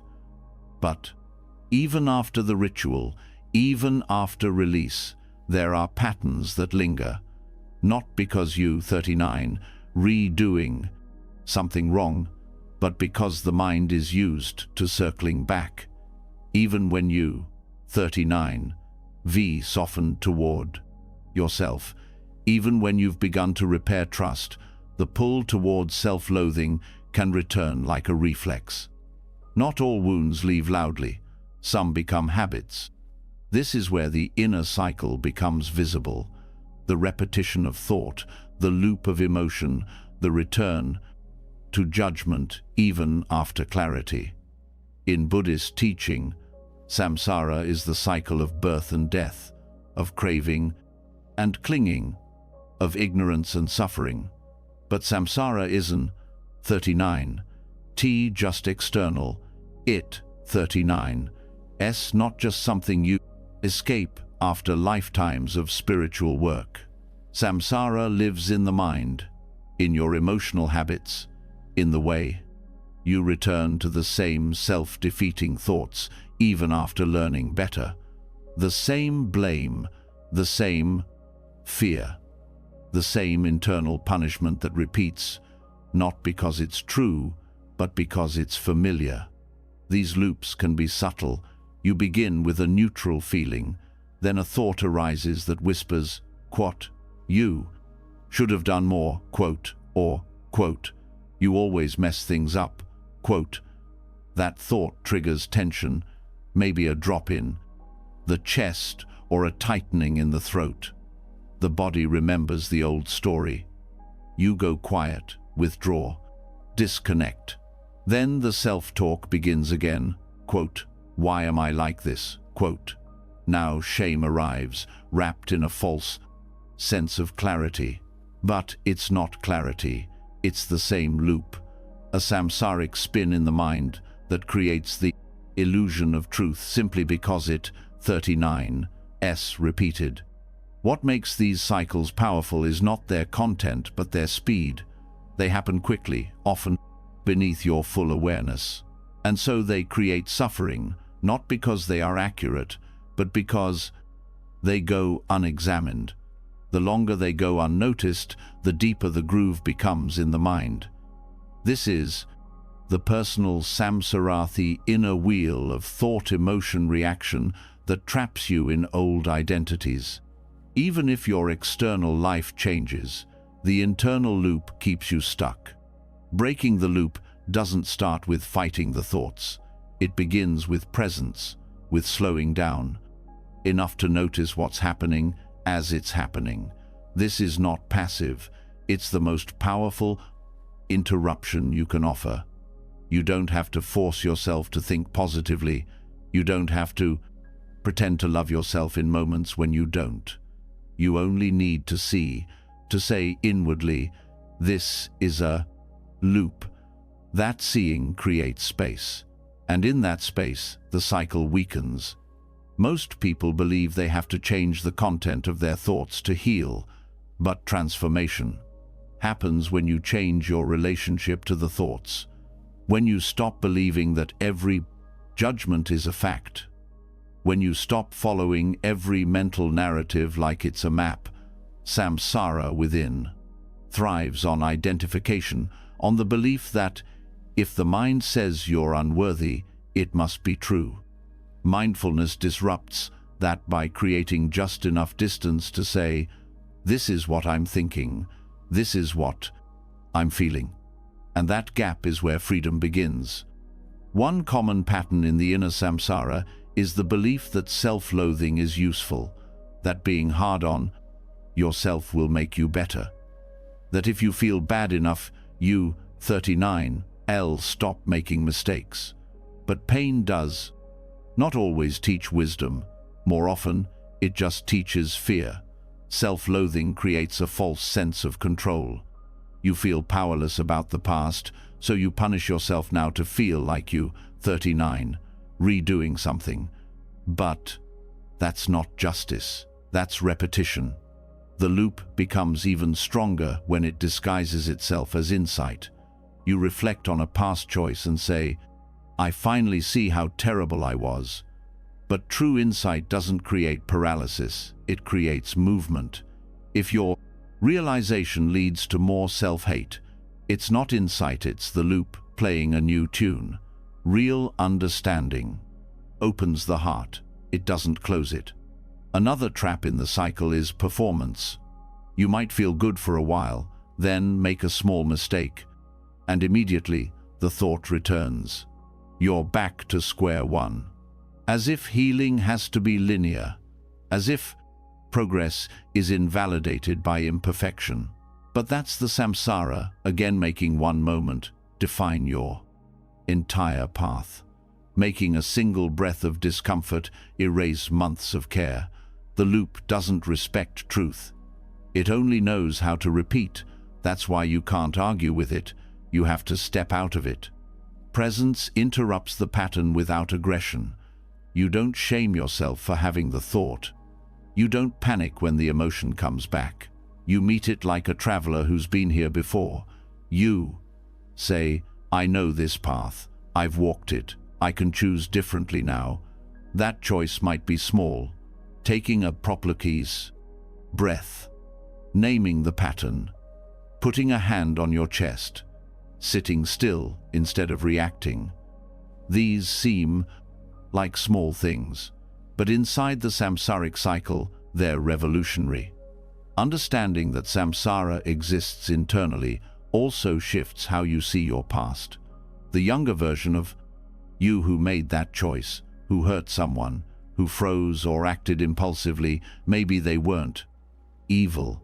Maybe they were caught in their own cycle, their own confusion, their own fear. The loop was playing, and they didn't yet know how to stop it. Recognizing that softens the judgment. It turns punishment into understanding, not as an excuse, but as truth. Even your survival mechanisms can be part of the loop. The ways you detach, numb out, over-explain, keep people at a distance, these are reactions to old patterns of harm. They once served a purpose. But when they become automatic, they keep you in the same emotional orbit. Not because you're weak, but because the mind repeats what it knows. Samsara is not sustained by your failures, it's sustained by habit. To step out of it, you don't need to be perfect. You just need to be awake. Awake enough to say, this is familiar, but I don't have to follow it. Awake enough to feel discomfort without letting it decide your worth. Awake enough to pause long enough for a new thought, a new response, a new pattern to emerge. Sometimes that pause feels like nothing. You'll want it to be louder, more dramatic. But change is often quiet, a split-second decision not to spiral, a moment of kindness in the middle of the old voice rising, a refusal to rehearse the same blame. These moments build a new rhythm, not by destroying the old one, but by not feeding it. It's also important to know that the loop might return. That doesn't mean you've failed. Samsara isn't something you escape once. It's something you learn to see over and over. Every time you notice it, you've already disrupted it. Awareness itself is an exit. You don't need to be in constant battle with your mind. You just need to remain curious, to keep choosing presence over panic, clarity over repetition, softness over shame. Breaking the cycle isn't a single decision. It's a series of choices you make each day, sometimes each hour, sometimes each breath. You might still feel the pull, but you won't be owned by it. You'll know what it is. You'll see it, name it, and stay present long enough for it to pass. And when it does pass, something quiet will arrive in its place. Not perfection, not resolution, just space. And in that space, something new can grow. A thought that's kinder, a feeling that's softer, a story that doesn't trap you in the same ending. Samsara within isn't a flaw, it's a part of the human condition, a loop that plays until it's interrupted. Not by force, by awareness, by presence, by returning again and again to the truth that you are not your thoughts, not your habits, not your past. You are the one who notices, the one who chooses, the one who breathes and stays. Keep walking. Each step is already something new. Each time you name the cycle and choose not to follow it. Each time you pause instead of turning on yourself. Each time you respond with awareness instead of instinct, something in you begins to change. Not suddenly, not with grand gestures, but with steady, quiet acts of presence. You've begun to interrupt the samsara within, not by fighting it, but by seeing it. And that seeing is enough to begin, But now the path leads somewhere deeper. Awareness creates space, but something else must enter that space for real transformation to take root. Not correction, not more self-improvement. What's needed now is compassion, real, boundless, committed compassion, not only for others, but for yourself. This is where the heart of the bodhisattva teaching opens in a way many forget. The bodhisattva, the being who vows to remain in the world until all beings are free, is not just a symbol of spiritual idealism. It is a living path, a choice made again and again to meet suffering with kindness. But the part that often gets left out is this: the bodhisattva does not exclude themselves from that compassion. They don't offer love outward and abandon themselves inward. They do not leave their own suffering unattended while caring for the pain of others. That would be imbalance, not liberation. And yet this is what so many spiritual seekers do. They turn their energy toward helping others, but continue to speak harshly to themselves. They offer presence, care, understanding to friends, partners, strangers, but meet their own discomfort with criticism. They uplift others with wisdom and patience, but silence their own pain with judgment. Somewhere along the way, the idea formed that compassion for the self is indulgent, that it gets in the way of the real work. But this is a misunderstanding of the real work path. If you exclude yourself from compassion, your service becomes a performance. It cannot be sustained. It is not complete.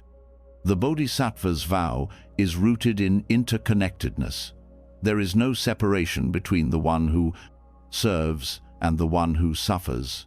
If you do not include yourself in the circle of care, the circle is broken. Self-compassion is not a distraction from spiritual growth. It is the foundation of it. Without it, all effort becomes imbalance. Without it, wisdom turns cold. Without it, the very heart of the path is missing. Applying this compassion inward begins with recognizing how much you still carry. Not just pain, but the belief that your pain doesn't matter, that others deserve healing, but you must earn it, that everyone else's struggle is worthy of care, but yours is a problem to be fixed or hidden. These beliefs are not humility. They are internalized neglect, and they keep you cut off from the full truth of compassion. The bodhisattva does not sort suffering into categories. They don't prioritize some forms over others. They meet it all, equally, without hesitation. You must learn to do the same with your own. When sadness arises, meet it. When regret surfaces, hold it. When fear speaks, listen, without analysis, without immediate solutions, just presence, just care. This is not passivity. This is profound courage. To stay with your own discomfort, not to fix it, but to love it. To sit with the parts of yourself you've always rushed past. So often, the most compassionate people are the ones who have learned to survive by taking care of others. They become protectors, caretakers, guides. But beneath that strength is often a silence, an unspoken exhaustion, a deep weariness that comes from always giving and never receiving, even from themselves. But a bodhisattva is not a martyr. They are not drained by their service, because their compassion flows in all directions, including inward. This is the shift that must happen now, to stop placing your worth in your usefulness, to stop believing your value is measured by how little you need, to stop using compassion as something to earn approval. It is not currency, it is nature, and it must begin with how you speak to yourself, how you care for your pleen's own experience, how you hold space for your own process, not as a separate task, but as the same work. Compassion for the self is not about excusing behavior or avoiding responsibility. It is about holding space for your full humanity while still moving with integrity.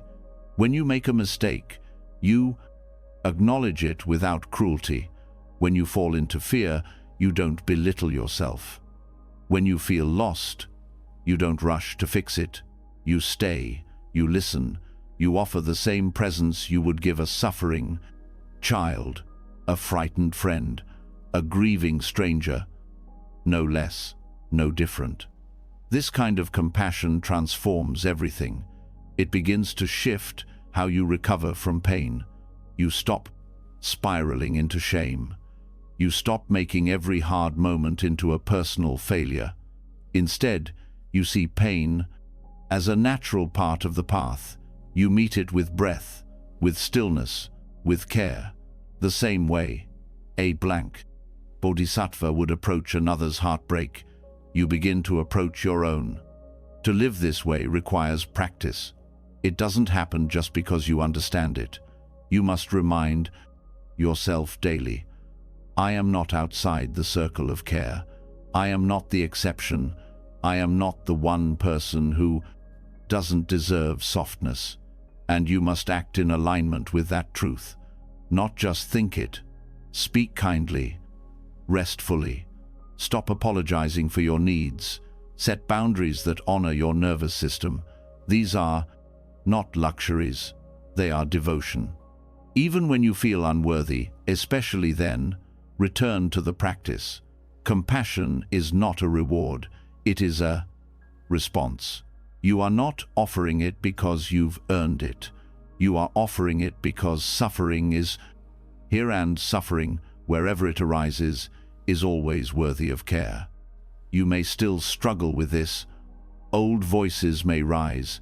Patterns may pull you back. That's okay. Return. Again. Compassion is not measured by consistency. It is measured by willingness, by your commitment to keep coming back, even after forgetting. That's what makes it real. Not perfection, presence. You may also notice that the more you include yourself in compassion, the more naturally it flows to others. It becomes less about effort, more about resonance.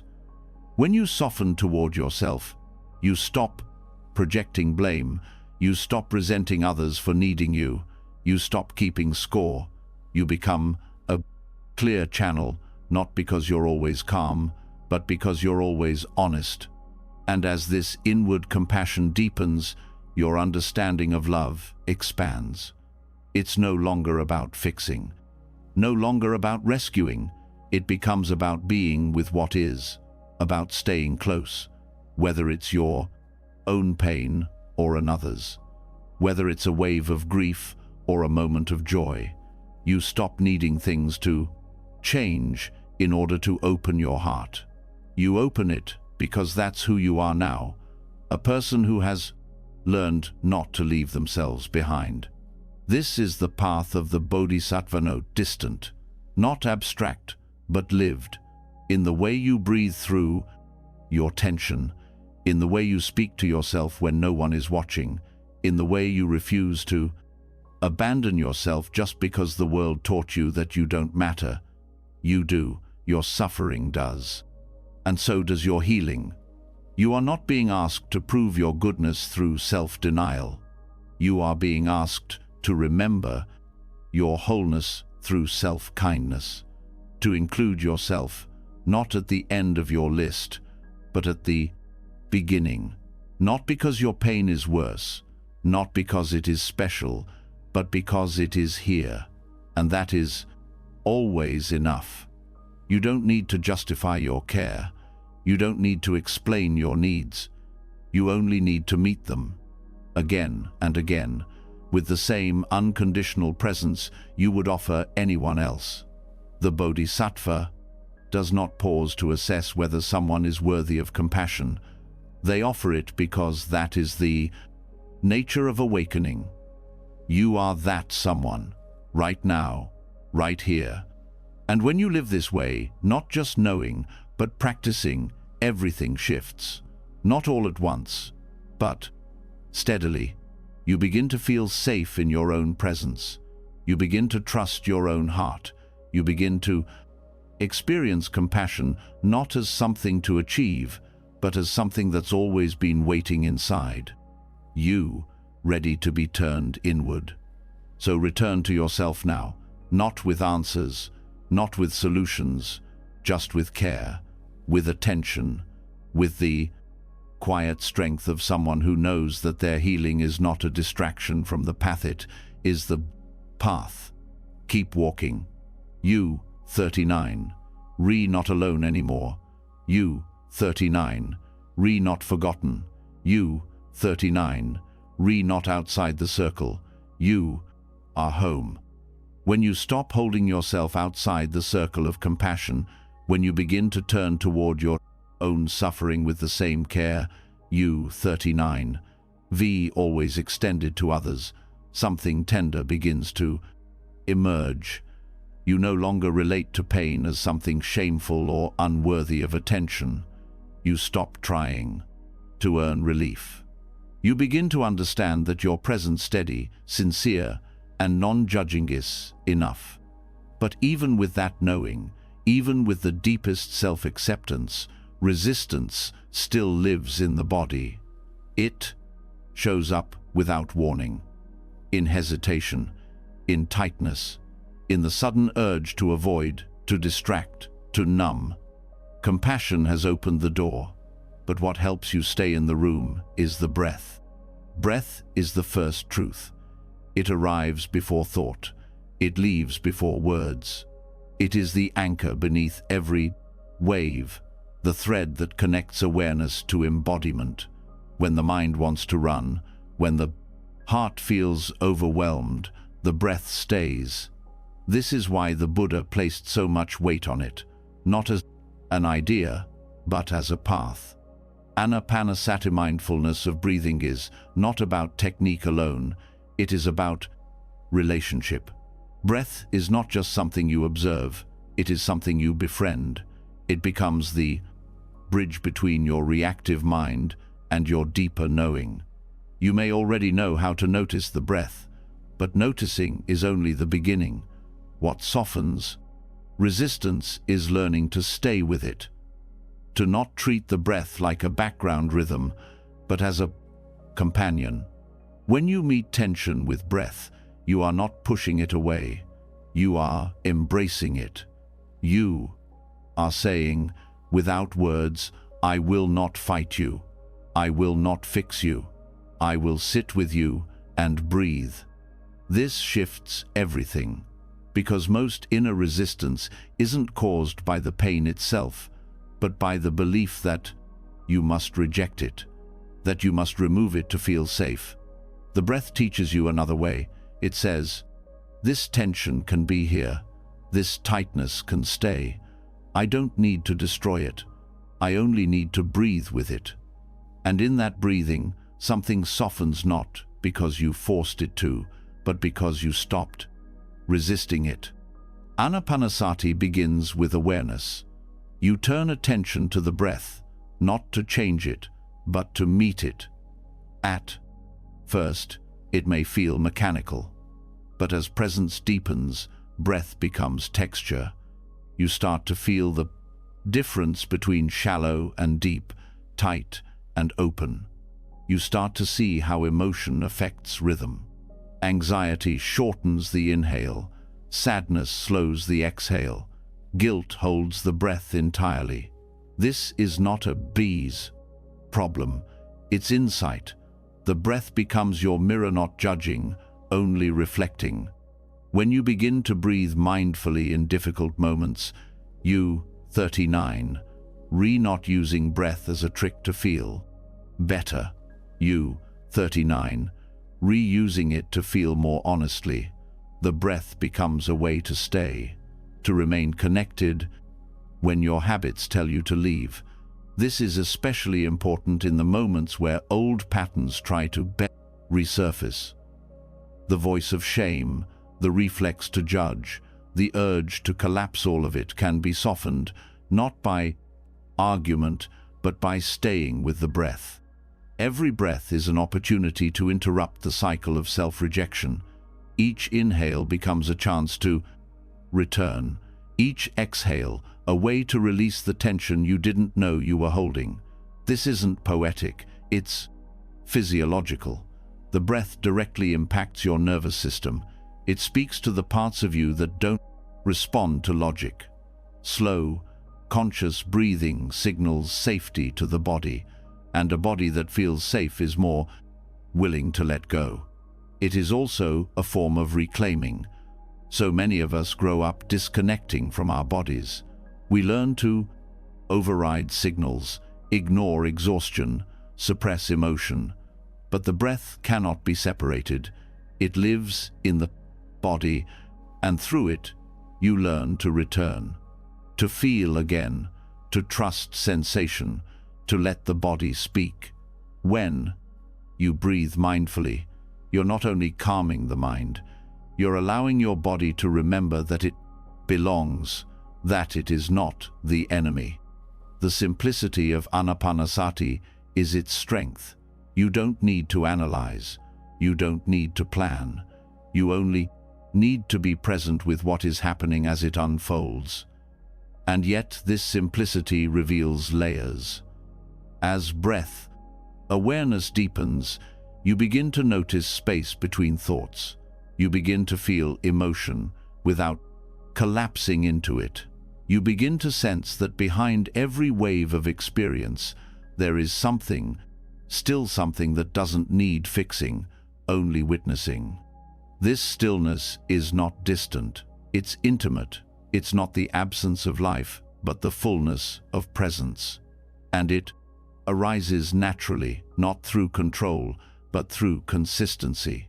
Breath by breath, you become more able to stay grounded, to meet yourself with equanimity, even when the surface is messy. This is the quiet power of Anapanasati. It teaches resilience through softness, stability through surrender. Over time, you start to trust the breath more than the mind. Not because thinking is wrong, but because the breath doesn't lie. It doesn't spin stories. It doesn't exaggerate. It simply shows what is. You begin to turn to it in moments of fear, of regret, of confusion, not as escape, but as truth. The breath becomes your teacher, and its lesson is always this: stay here. This doesn't mean the breath fixes everything. It doesn't erase pain, but it does keep you connected. And connection changes the nature of the pain. Pain that is met with breath doesn't fester. It doesn't become shame. It becomes sensation. It becomes something you can hold, something you can breathe through. In the deeper stages of Anapanasati, breath leads to insight.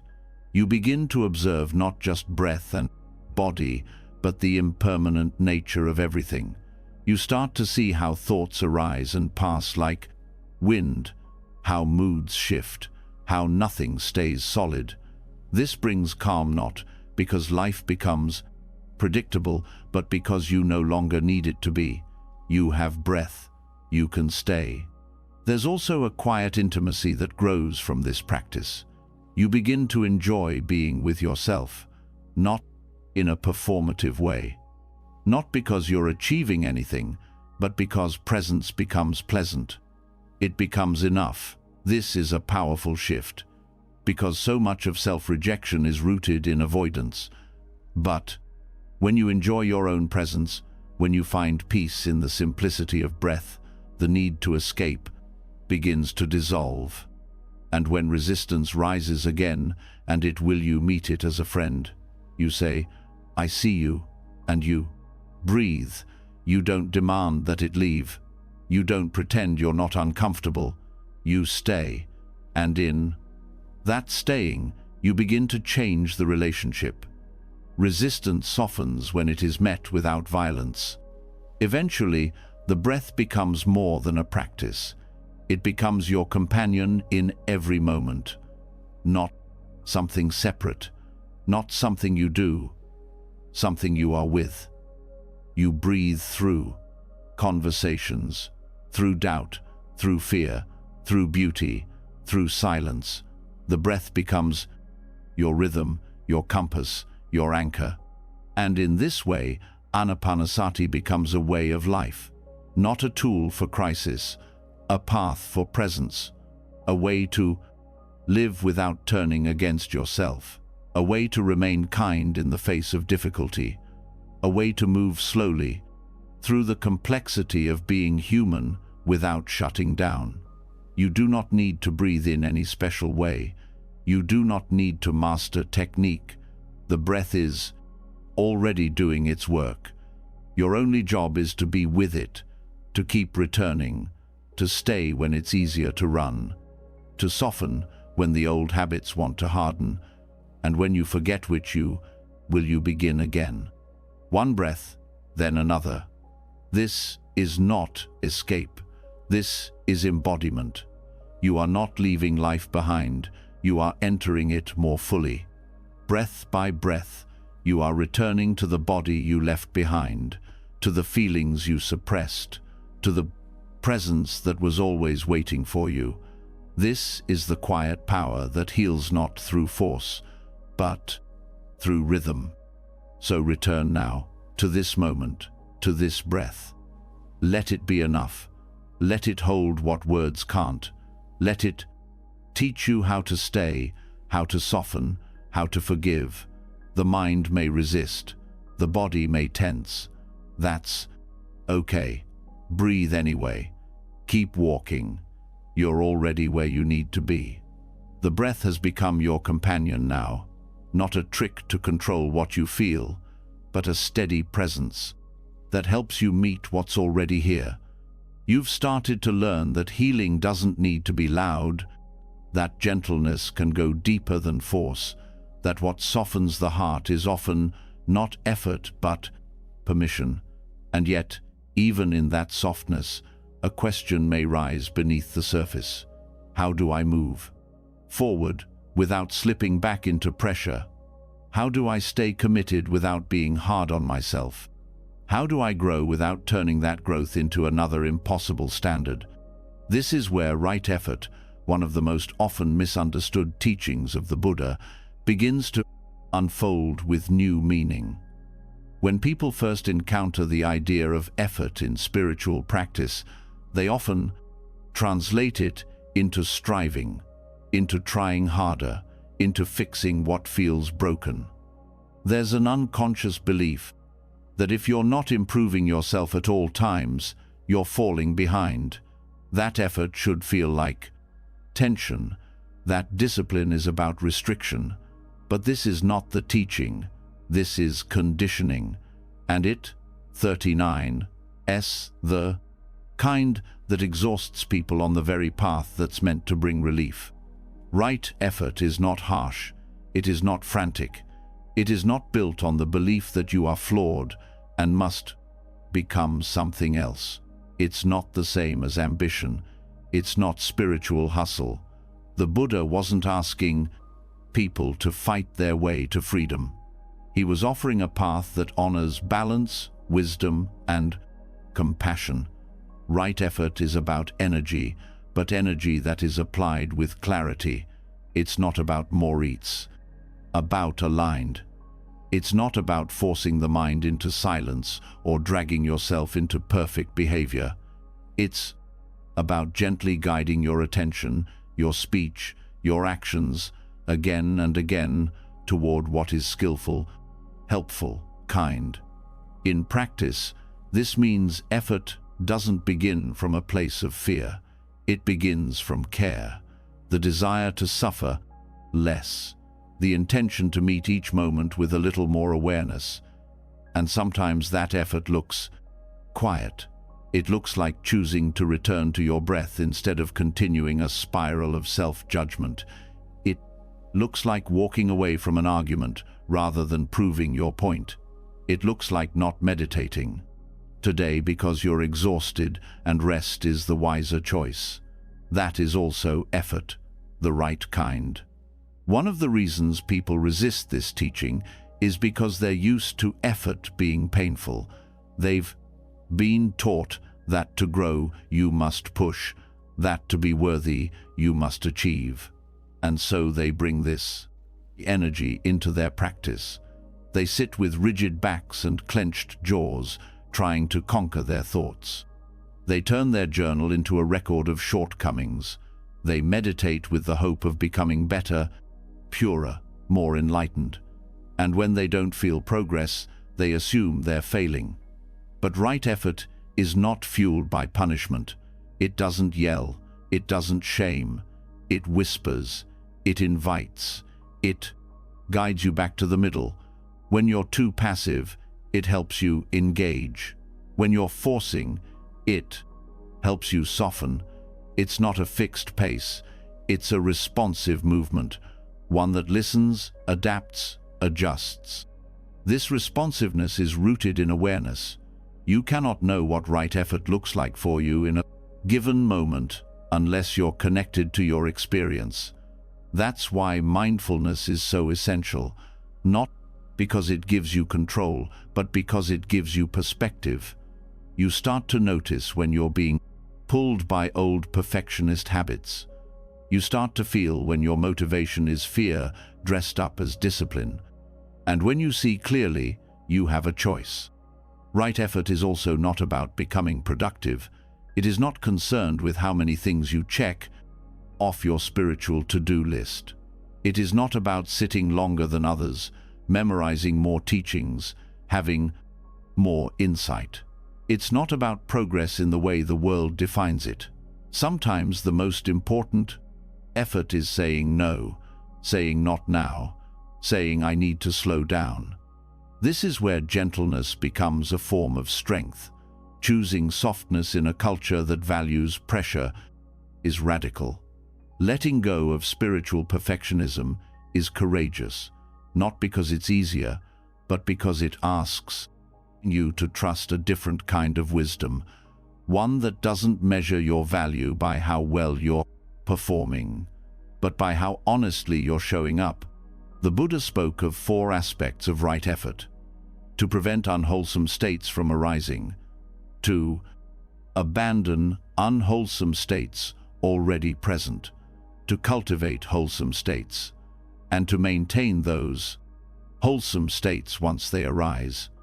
But these are not commands, they're descriptions of the flow of practice. Not every moment is about building. Some moments are about letting go, some are about resting in what's already here. In your own life, this might look like noticing a judgmental thought before it gains momentum and choosing not to feed it. That's effort. It might look like pausing in the middle of a shame spiral, placing a hand on your chest, and reminding yourself that this too will pass. That's effort. It might look like sitting in stillness, not to achieve anything, but simply to return to presence. That's effort. And when you can't do any of that, when your mind is loud and your body is tired and everything feels too heavy, that's not failure. That's a moment to adjust, to offer yourself the effort of not pushing, to step back, to breathe, to remind yourself that effort is not always visible. Sometimes it's the choice not to give up entirely. That, too, is right effort. This also means that your path will look different from others. What requires effort for you may be ease for someone else. What's healing for you may not be what others need. Right effort is not about comparison. It's about alignment. It asks only that you be honest with yourself, that you notice what supports your freedom and what pulls you deeper into suffering, and then, with gentleness, shift in the direction of what supports.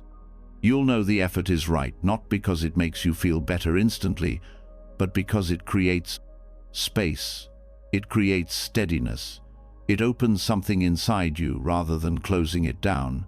Even if the moment is hard, even if emotion is present, right effort feels clear. It may be uncomfortable, but it won't feel cruel. That's the difference. You may still hear the voice that says you should be doing more.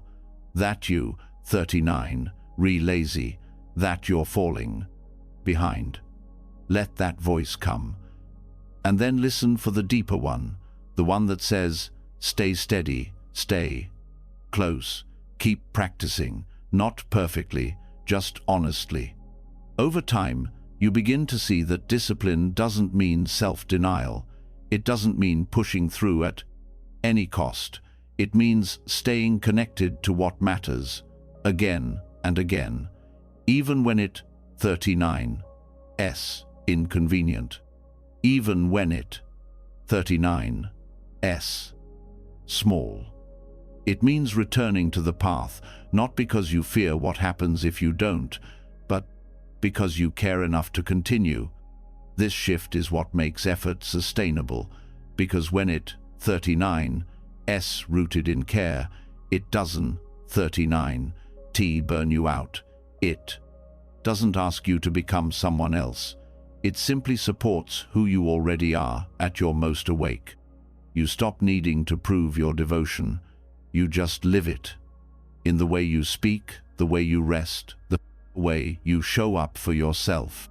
This is not a lesser form of discipline. It's deeper, it's truer. It's the kind of effort that doesn't just build habits, but builds trust. You begin to trust your own timing, your own rhythm, your own capacity to return, even after forgetting. That trust becomes the fuel, and it lasts longer than fear ever could.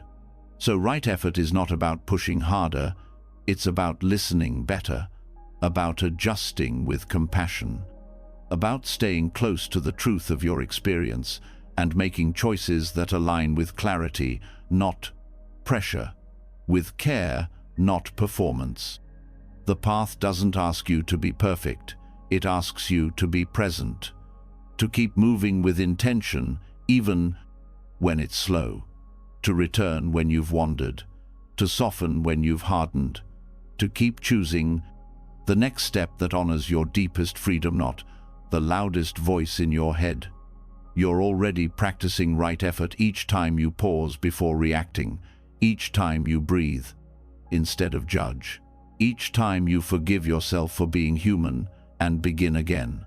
So keep walking, not faster, not harder, just steady, just honest. That is more than enough. When you stop confusing effort with punishment, when you begin to sense the rhythm of your own path and allow discipline to grow from care rather than pressure, your energy begins to feel different. You no longer move from the fear of not being enough. You move from something steadier, something rooted in love. That love becomes your ground, and from that ground, a new possibility opens. Not just the willingness to be present with yourself, but the ability to see yourself differently altogether, not as someone to fix, not as a project to complete, but as someone inherently sacred, a being not defined by wounds, but capable of holding them with grace. This is not fantasy.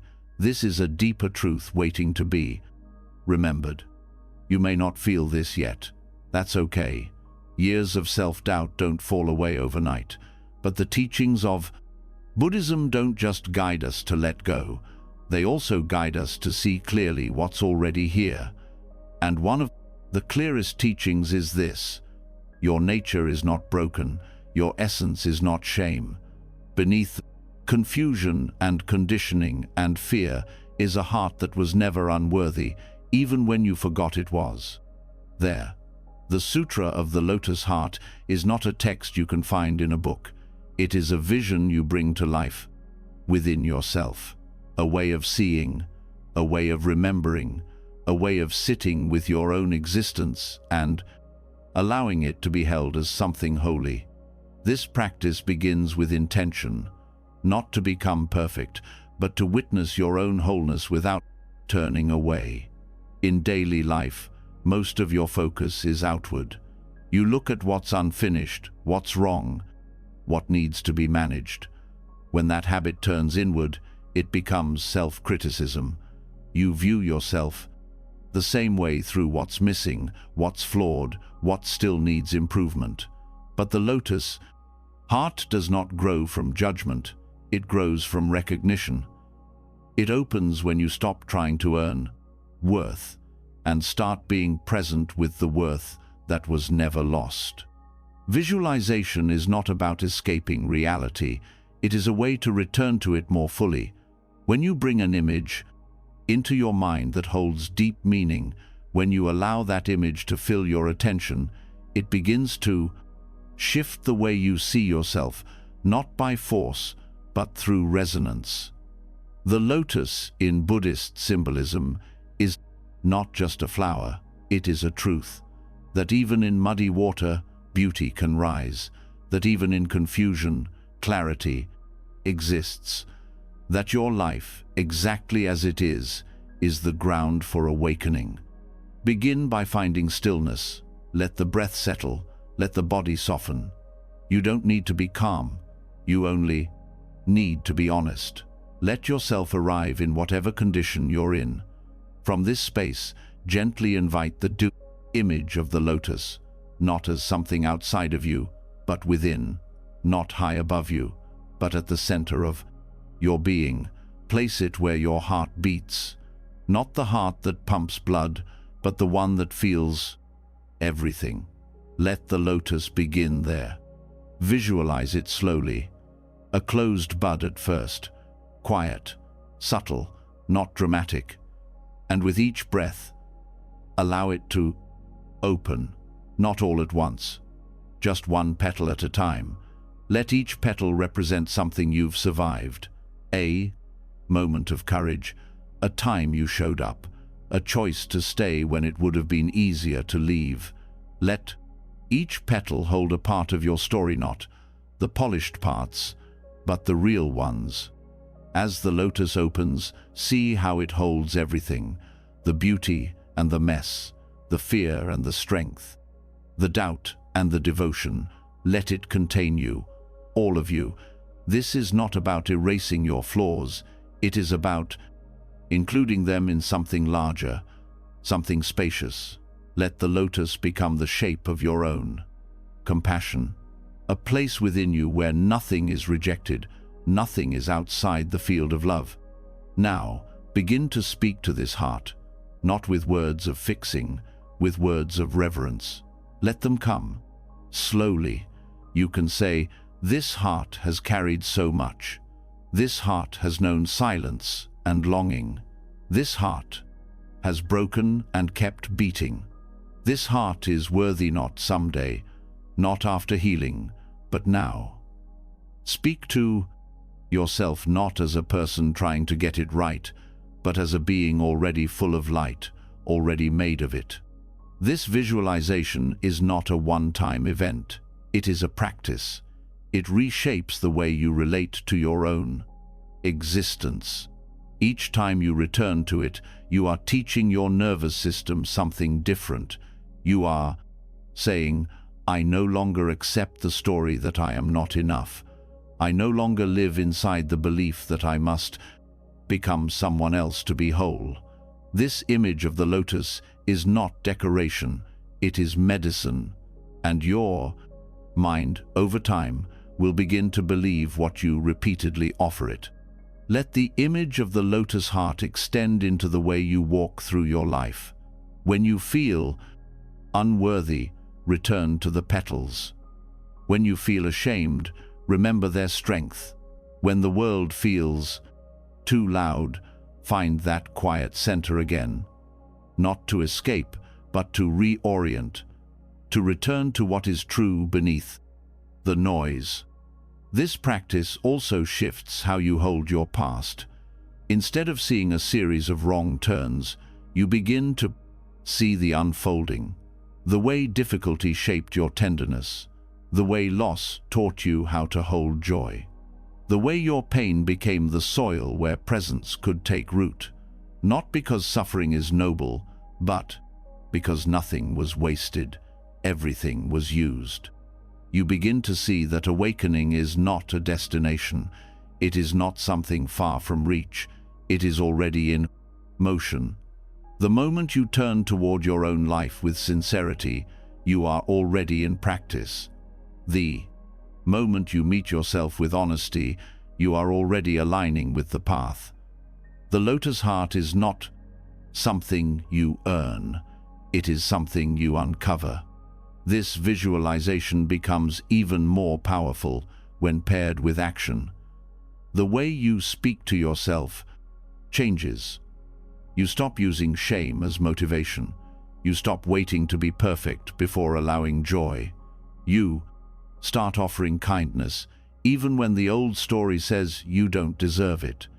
This is how the image becomes reality, not through control but through integration. Your body remembers these images. The nervous system does not differentiate between imagined care and real care when the intention is sincere. So each time you return to the lotus, each time you visualize that sacred space within, you are giving your body permission to rest. You are giving your heart permission to open. You are giving your mind permission to soften its grip. And with time, you may not need the image as much, because the qualities it represents, presence, compassion, reverence, will begin to live in you directly. You won't have to try to believe you are worthy. You will know it, not as a thought, but as a felt experience, as something you carry with you, silently, everywhere. This shift is not about becoming a new person. It's about seeing the one you already are more clearly. It's about recognizing that awakening isn't reserved for those who have it all figured out. It's for those who show up again and again with their whole heart, who fall and rise, who get lost and return, who choose love over and over, even when they don't know how it will be received. So begin this practice, not because you need to prove anything. Begin it because you are ready to see yourself through a clearer lens, one that doesn't filter everything through judgment, one that sees complexity and responds with care, one that treats your life not as an accident, but as something sacred. Return to the breath, return to the heart, return to the lotus, opening with quiet strength. Let that be your symbol. Let that be your mirror. Let it remind you that even now, even here, you are not far from awakening. You are already within it. Keep going. Let your life be the sutra. Let your heart write it, one breath at a time. As the image of the lotus heart begins to settle within you, something deeper begins to unfold. A new way of seeing. A new way of relating to yourself that doesn't depend on becoming perfect, but on recognizing your inherent capacity for awakening. You're no longer clinging to some future version of yourself to feel worthy. You're learning to honor who you are in this moment, messy, complex, still healing, but sacred all the same. Still, even with this shift in perception, there can be questions lingering beneath the surface. If you're worthy now, even with all that's happened, how do you make peace with the parts of your story that still feel confusing? How do you come to terms with the choices that caused harm or the patterns you didn't know how to break at the time?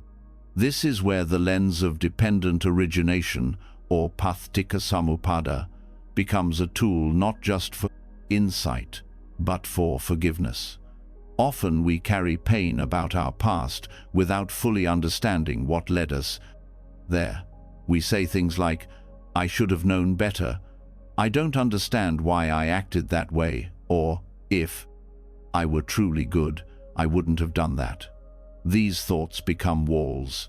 They block the flow of compassion. But Buddhist wisdom offers a different perspective. It doesn't look at your past through the lens of moral judgment. It looks at it through the lens of causality, not blame causes and conditions. According to the Buddha, nothing arises without a cause. Every thought, every reaction, Every decision emerges from a chain of conditions that came before it. The 12 links of dependent origination are not abstract philosophy. They are a map of how suffering arises and how it can be understood. They show us that we are never acting in isolation. We are shaped by contact, perception, feelings, reactions, and habits built over time. When we see this clearly, we stop asking, "What's wrong with me?" and begin asking, "What contributed to this?" That shift is where forgiveness starts. The first link is ignorance, no stupidity, but unawareness, a lack of clear seeing. This isn't a personal flaw. It's the starting point of all human confusion. You couldn't respond with wisdom in a moment. When wisdom wasn't yet available to you, maybe you didn't have the tools, maybe you didn't know what you were feeling. Maybe your view was limited by trauma, fear, or conditioning. Understanding this doesn't mean avoiding responsibility. It means recognizing that the seeds of your behavior were planted long before the moment you acted. From ignorance arises formations, habitual tendencies, shaped by past experiences. These are the mental and emotional patterns that drive you without conscious thought. For example, you may have reacted with anger in a situation not because you are an angry person, but because anger was the conditioned response your system learned to survive.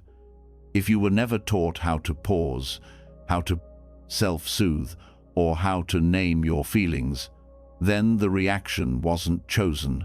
It was automatic. That's not an excuse. That's a cause. These formations give rise to consciousness the moment awareness enters the picture. But this awareness is still colored by what came before. It's like waking up inside a movie that's already playing. You don't start with a blank slate. You begin with the influences already in motion. That awareness comes into contact with name and form your physical body, emotions, identity, and everything that makes up your subjective experience. This is the place where your history, culture, personality, and biology meet. And all of this shapes how you respond. Then comes the sixth sense, base sight, sound, smell, taste, touch, and mind. These are the gateways through which your experience is filtered. You don't just see a thing, you perceive it through memory and belief. You don't just hear a word, you react based on previous meanings and past emotional charges. So much happens before you even notice it's happening. That's the nature of conditioned experience. When one of the sense bases makes contact with the world, feeling arises, not always emotion, but that initial tone of pleasant, unpleasant, or neutral. This moment is critical, because how you relate to that feeling determines what comes next. If you are unaware, craving can arise, the desire to move toward pleasure or away from pain. That craving leads to clinging to thoughts, stories, identities, behaviors. It might be the moment you say something hurtful to protect your ego, or the moment you make a choice out of fear. It might be subtle, but it sets the next link in motion, becoming. Becoming is the solidifying of identity. I am this way. This is who I am. In that moment, your actions stop being responses and become part of the self-image you carry. That sense of self then births further moments, further actions, further consequences. And from this birth eventually comes suffering, grief, regret, shame, isolation, not because you are bad, because the conditions played out. The loop completed. But now, with awareness, you are seeing the loop, not to justify the past, but to understand it. Each link explains not what you are, but what was happening. There is a difference. You are not your ignorance. You are not your cravings. You are not your worst day. You are the one capable of seeing how all of this unfolded. And from that seeing, something changes. When you view your life through this lens, you begin to soften. You stop needing to punish the version of you who acted from confusion. You start realizing that clarity only comes later. You don't condemn the tree for having once been a seed. In the same way, you don't have to condemn yourself for choices made before you knew how to choose differently. This view also teaches patience. If your reactions were built through years of conditioning, they won't dissolve overnight. And that's okay. You're not here to erase your history. You're here to understand it. Enough that you stop repeating it blindly. That's what breaks the chain. Not self-hate, but clear, compassionate seeing. Dependent origination also frees you from the myth of control. You begin to understand that so much of what shaped you was not chosen. The culture you were raised in, the family dynamics, the nervous system you inherited, the societal messages you absorbed. You didn't design those things. But now, with awareness, you have the power to respond differently. And that response is where liberation begins. Forgiveness becomes less about feeling sorry and more about honoring the truth of your experience. You say to yourself, I understand now. I see what was happening. I see what led me here. And I choose to meet that truth, not with judgment, but with care. That is not weakness. That is wisdom. This understanding doesn't take away accountability. If you've harmed someone, the path of compassion includes making amends. But you do so not from guilt, but from clarity. You take responsibility not because you hate who you were, but because you now understand what was missing and you wish to offer something better. That's a different kind of effort, one that heals instead of harms. The beauty of this teaching is that it isn't just about the past. It becomes a map for every moment going forward. When you feel the urge to speak from anger, you pause and ask, what feeling just arose? What story am I believing? What craving is pulling me? Where can I soften the chain before it hardens into behavior? Over time, this practice creates spaciousness. You no longer react the same way to old triggers. You start to recognize the early signs.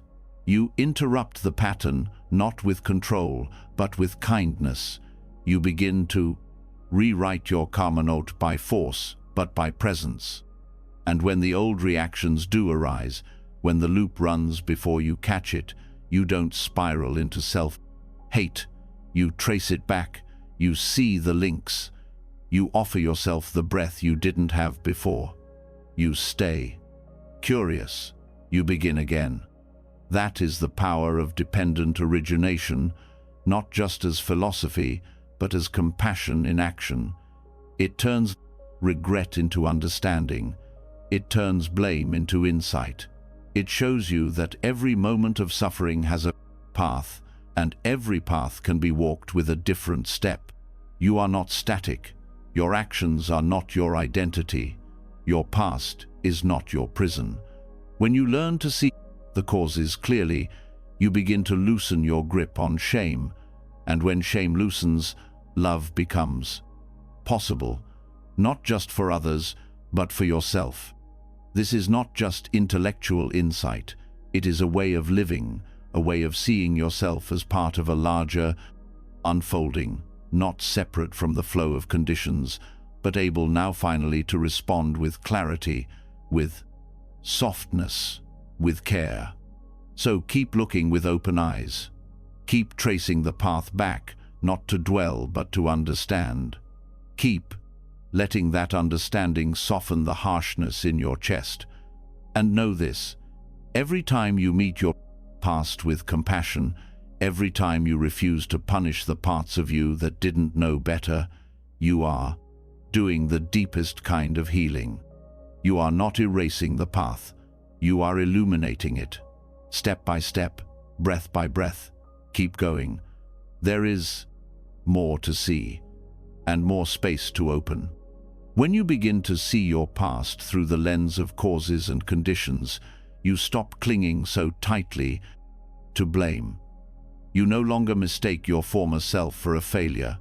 You begin to understand how habits formed, how pain was carried, how choices were shaped by what was known at the time. This deeper seeing allows something else to rise: acceptance, not passive resignation, but a soft and honest relationship with what is true. The fight within you starts to quiet. You realize you don't have to keep rewriting your history to deserve peace.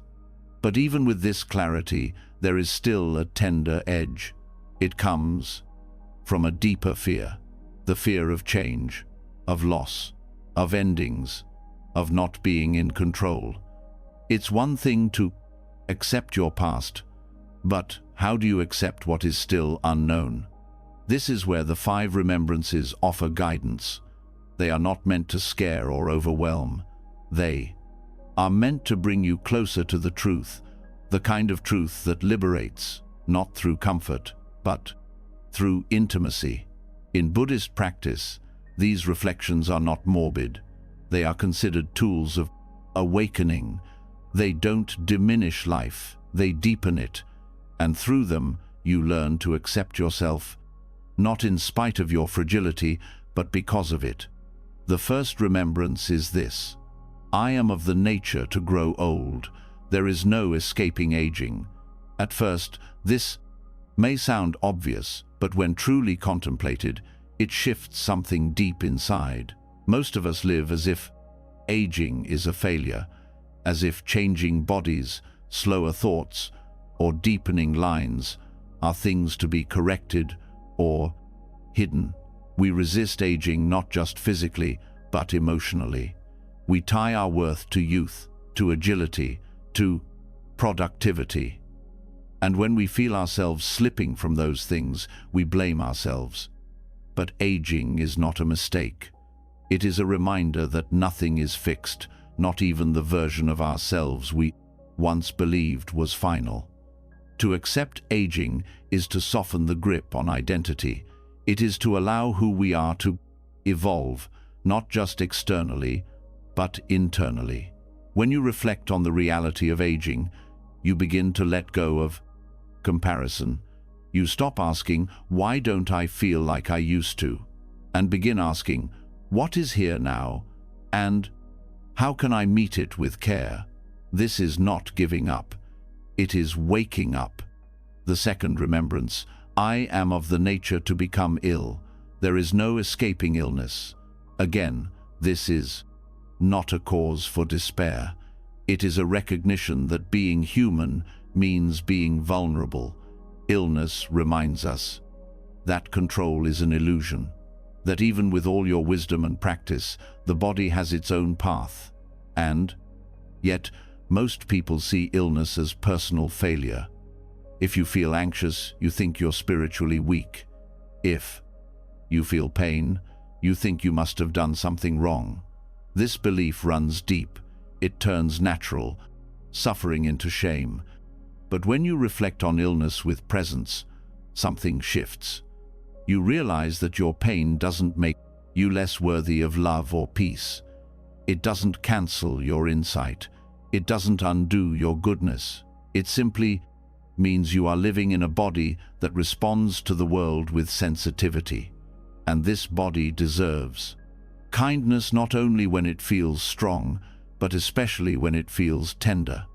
The third remembrance is this: I am of the nature to die. There is no escaping death. This one is often the hardest. Even if we accept aging and illness, we still tend to push death into the distance. We talk around it. We avoid its weight. But death is not separate from life. It gives shape to everything. And when truly contemplated, it brings clarity. You begin to ask yourself different questions. What matters? Now? What can I release? Who do I need to forgive? Not just out there, but in here. Reflecting on death softens the harshness of your inner voice. If this moment could be your last, would you spend it criticizing yourself? Would you waste it rehearsing shame? Would you hold on to every regret like it defines your entire existence? Likely not. Death brings things into focus. It humbles the ego. It reveals that the version of yourself you're so busy judging is already impermanent. You don't have to make peace with a perfect version of you. You only have to make peace with the one that's here now. The fourth remembrance says, "All that is dear to me and everyone I love are of the nature to change. There is no way to escape being separated from them." This touches the heart in a different way. We often cling to relationships, to roles, to identities, thinking they will stay the same. But they, too, are subject to impermanence. And sometimes the greatest suffering comes not from what changed, but from expecting it not to. This remembrance invites you to love more freely, not with fear, not with control, but with presence. When you accept that all things change, you stop grasping. You begin to cherish, not cling. And most importantly, you begin to extend that same grace inward. You understand that just as your loved ones are always changing, so are you. The mistakes you made came from an earlier version of you. The reactions, the defenses, the choices, they belong to someone still learning. And that version of you is already gone. The fifth and final remembrance is this: my actions are my only true belongings. They are the ground upon which I stand. I cannot escape the consequences of my actions. This is not meant to produce fear. It is meant to awaken responsibility. Not guilt, but clarity. This teaching does not say, "You are your actions." It says, "Your actions shape the direction of your life." And that means every choice matters. Not because you are trying to earn worth, but because your life responds to the energy you bring. Reflecting on this truth helps you reclaim your agency. You may not have chosen your early conditions, but you can choose how you respond to them now. You can choose what to carry forward. You can choose to stop the patterns that brought pain. And in doing so, you can shape your future not by force, but by intention. Together, these 5 remembrances are not dark truths. They are grounding ones. They bring you back to what's real. They help you stop pretending you're separate from the rest of life. They remind you that you don't need to hold yourself to inhuman standards. You don't need to perfect your way into peace. You need only to see clearly, to feel deeply, and to meet each moment with honesty. When you reflect on these truths regularly, shame begins to dissolve. Not because the past is erased, but because you see it in context. You see that suffering is not personal, it is part of the human path. You see that your struggles are not defects, they are signs of contact with reality. You stop expecting yourself to be invincible. You stop waiting to become someone else before you can feel worthy. These reflections can be used in practice, in stillness, in silence. You don't need to do anything fancy. Just speak them gently to yourself. Let the words land. Let the meanings grow over time. Let them become part of your understanding. And when resistance arises, when your mind says, "This is too much," remember that resistance is also natural. It, too, is part of the path. You don't have to fight it. Just breathe. Just stay. Let the reflection return you to yourself not as someone broken, but as someone waking up. Self-acceptance is not the final goal.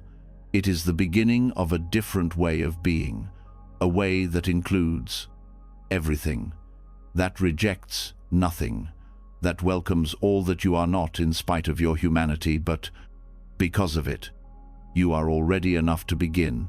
Let these truths remind you. Let them loosen the grip of perfection. Let them soften the voice of shame. Let them return you to what matters most. Stay close. There's more to see, and more peace waiting to unfold. Keep walking. Keep meeting yourself. Here, one breath, one truth, one remembrance at a time. As you sit with the 5 remembrances, something begins to loosen. Not just your grip on who you think you should be, but your attachment to understanding every moment of your past. You start to feel the weight of all the stories you've told yourself about failure, all the conclusions you've drawn about what you did wrong and why. You start to see that clarity doesn't always come when you want it, that peace doesn't always arrive with explanations. You begin to understand that there is a kind of wisdom that exists beyond knowing, that not every wound needs to be dissected before it can begin to heal. This is where the parable of the poisoned arrow speaks with incredible relevance. A story the Buddha once told, not to dismiss curiosity, but to redirect our energy toward what truly matters.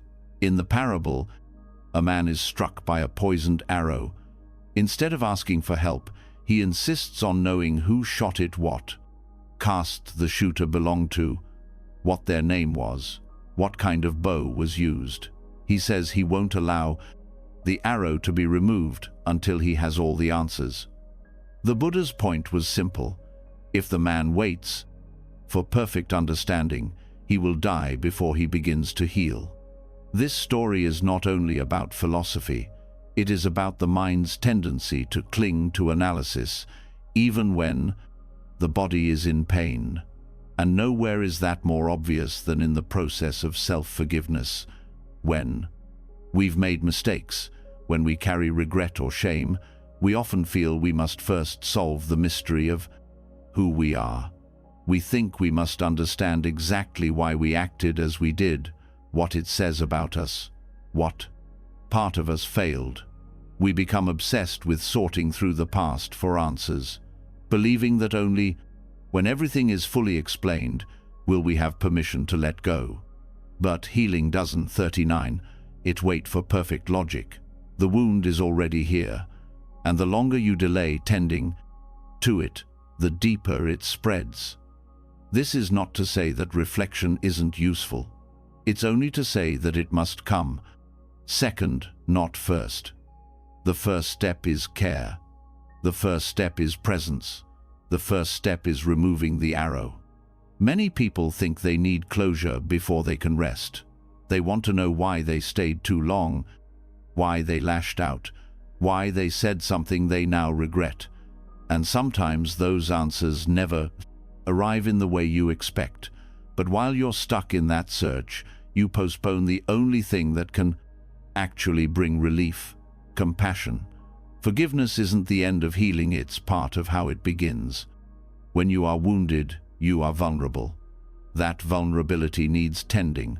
The mind may be spinning with questions, but the heart is asking for care. The deeper you go into reflection without compassion, the more likely you are to turn understanding into blame. You might find reasons, but use them as evidence against yourself. You might trace back the pattern, but do so with judgment. This is how inquiry becomes punishment. It no longer seeks to understand, it seeks to confirm a painful narrative. The poisoned arrow story reminds us that even if answers do matter, they are secondary to presence. And that presence must begin now, even if clarity hasn't yet arrived. The moment you offer yourself kindness, not because you understand everything, but because you are in pain, that is when healing truly begins. That is when the energy that was trapped in guilt starts to move.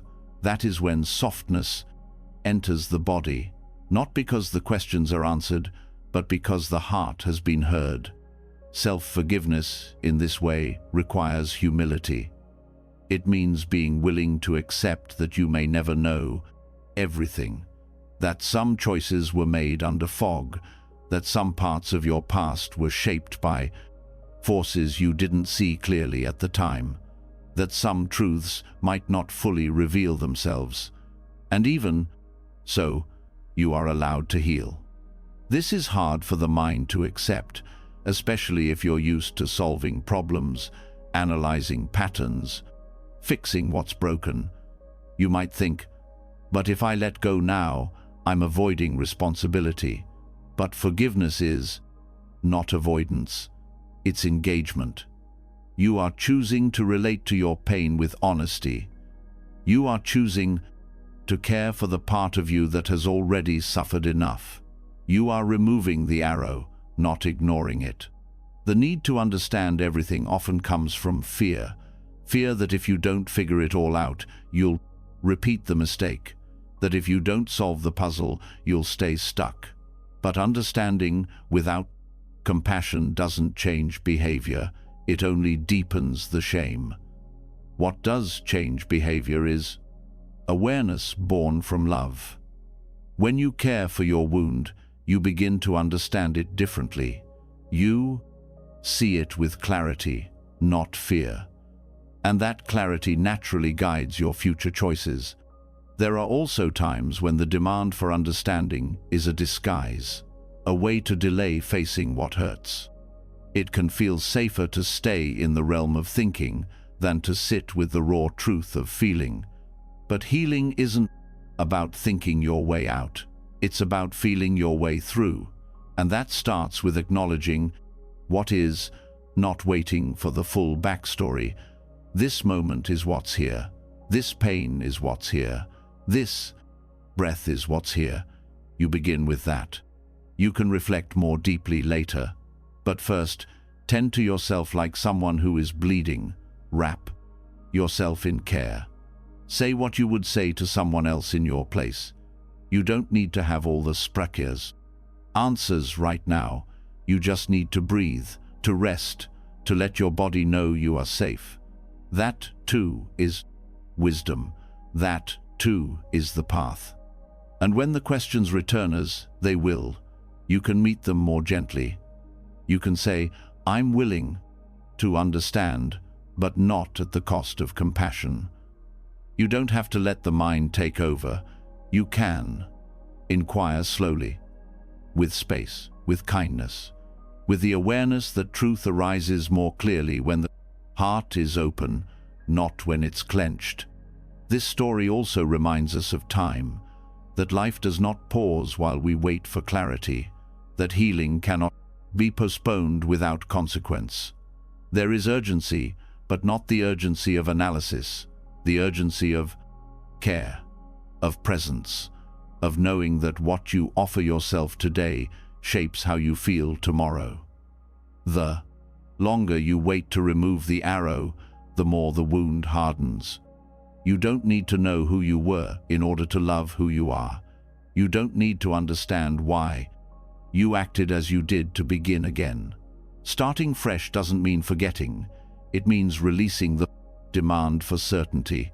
It means choosing softness over delay. And when the voice rises that says, but I haven't figured it all out yet, you can smile at it. You can thank it for trying to protect you. And then you can say, not now. Right now, I choose to heal. Over time, this practice becomes second nature. You begin to trust that not knowing is not failure. It's a phase. You stop needing everything to make sense before you feel peace. You stop needing to prove that you understand before you deserve to rest. You begin to see that understanding often comes after forgiveness, not before. That clarity blooms best in soft soil, not in judgment. This is how you remove the arrow, by placing your attention where it is needed most. On the wound itself, on the breath that steadies you, on the voice that says, it's okay to feel this. It's okay to not have all the pieces. It's okay to be in process. The Buddha didn't tell this story to dismiss the value of wisdom. He told it to remind us that wisdom is only useful when it's alive, when it serves healing, when it's applied to the moment, not just imagined for the future. You are already wise when you stop abandoning yourself in pursuit of perfect knowledge.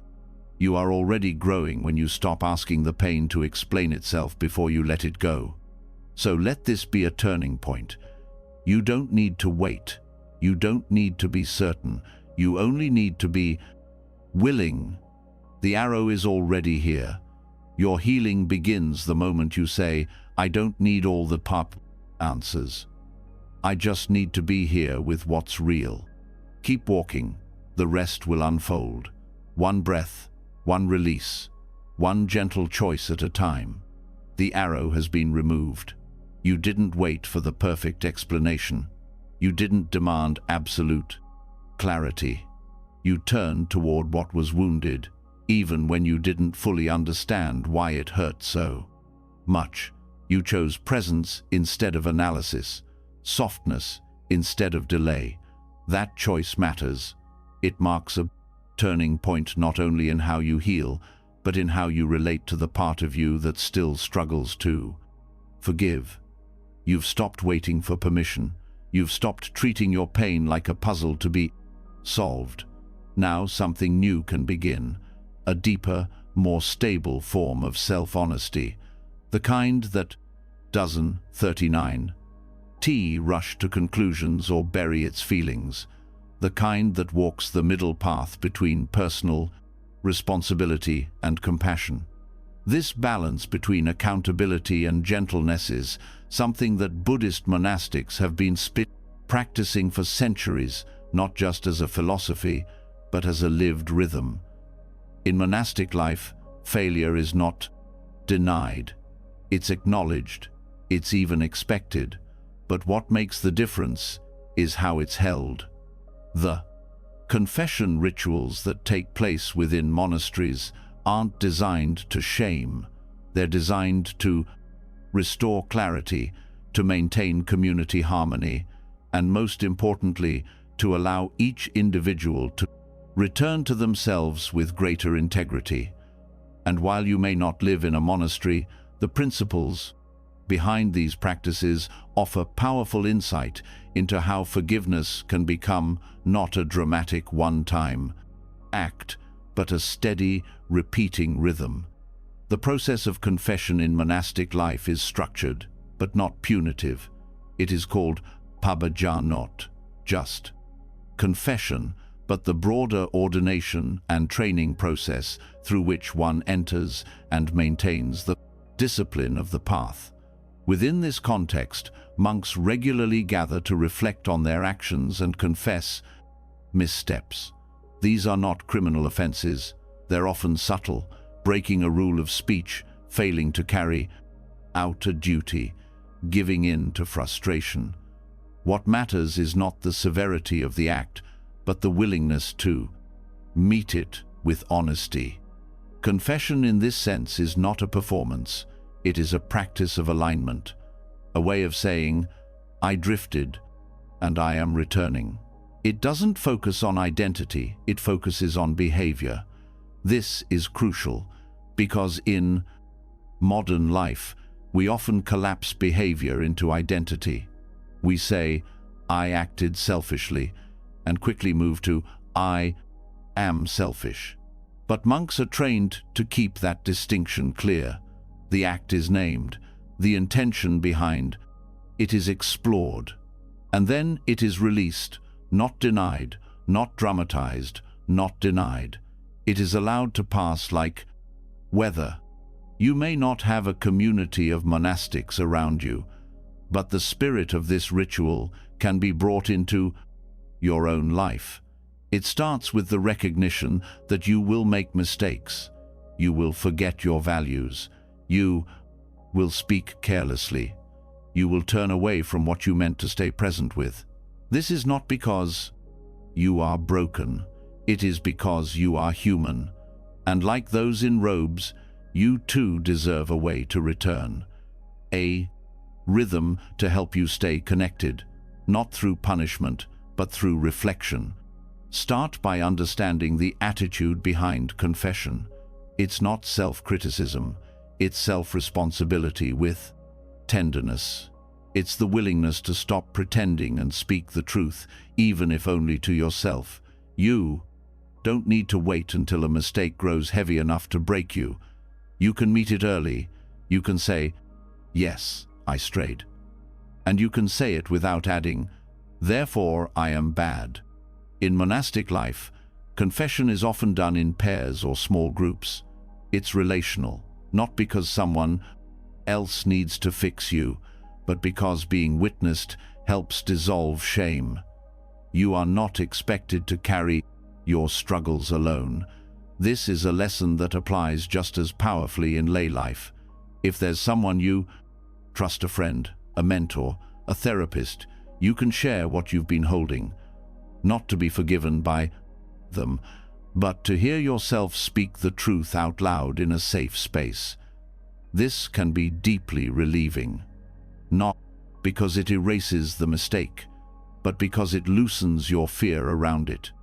But if you don't have someone to speak to, the practice can still live in solitude. You can create your own rhythm of reflection.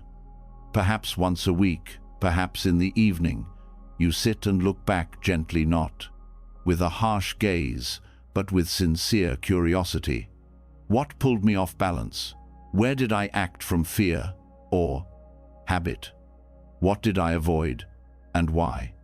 You don't need to answer all these questions with certainty. Just naming them honestly is enough to begin. The act of seeing brings you back.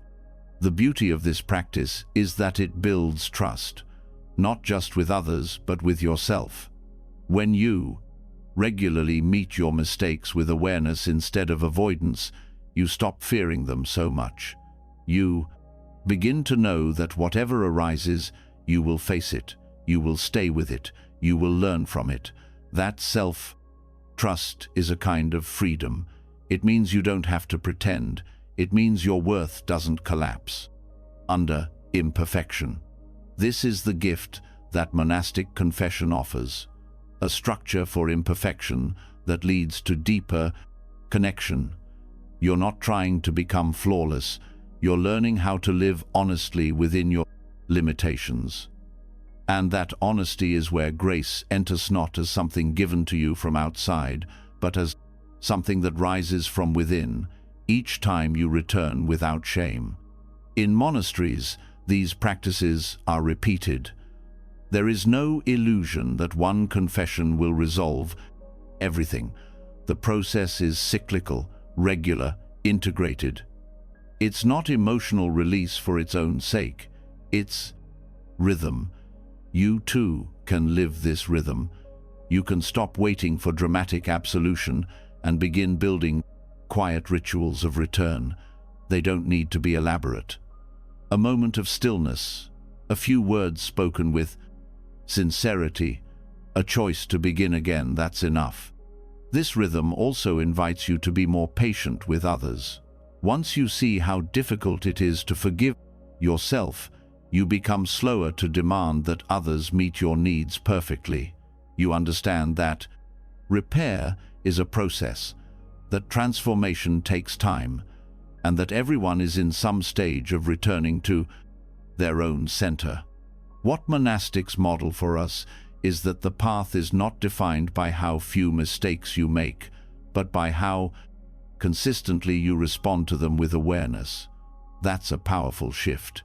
It means you can stop fearing your failures. You can meet them like old teachers. You can listen to them, learn from them, and then let them go. You might still struggle with guilt. That's normal. Even monks do. But the practice reminds you, guilt is not your punishment. It is your signal. It tells you that something in you wants to live in integrity. And that longing is not something to suppress. It's something to honor. So when you feel the tightness of regret, pause. Don't rush to defend or deny. Just sit. Feel the discomfort. Speak to it. And gently ask, what truth have I forgotten? When you hear the answer not as judgment, but as insight you are already returning. This practice is gentle, but it is not passive. It requires effort, not the effort of performance, but the effort of honesty, the effort of showing up, even when it's uncomfortable, the effort of continuing, even when you'd rather quit. Over time, you begin to notice the space that opens in you. You no longer carry your mistakes like heavy secrets. You hold them with care, like reminders. And in doing so, you become more grounded, more present, more available to your own life. This is the deep work of self-forgiveness, not a single decision, but a repeated rhythm, a way of living that makes room for every part of you, even the ones that forget, that fall short, that break the rules they meant to follow. You don't need to fear those parts. You only need to include them in the practice. And so you return, not because you are broken, but because you belong here, because your heart, like every heart, deserves the chance to keep opening, not once, but over and over, without punishment, without delay. Let this be your rhythm now, a rhythm of return, a rhythm of reflection, a rhythm of forgiving yourself, not because you always understand what happened, but because you are willing to keep meeting it with truth. Keep walking, there is more to remember, and always more room to begin again. After learning to return to yourself again and again through the gentle structure of monastic confession, something in you begins to shift. You stop seeing your struggles as personal flaws and start understanding them as part of a rhythm, falling, noticing, returning. Forgiveness becomes a practice, not an outcome, a process of realignment. But there are times when the pain doesn't sit in your thoughts alone. It lives deeper, somewhere in the body, somewhere in the breath, somewhere in the chest or belly or throat. You can name the feeling, you can sit with it, you can reflect, and still it lingers. Not because you're doing something wrong, but because some wounds ask not to be solved. They ask to be felt, released, and integrated in a different language.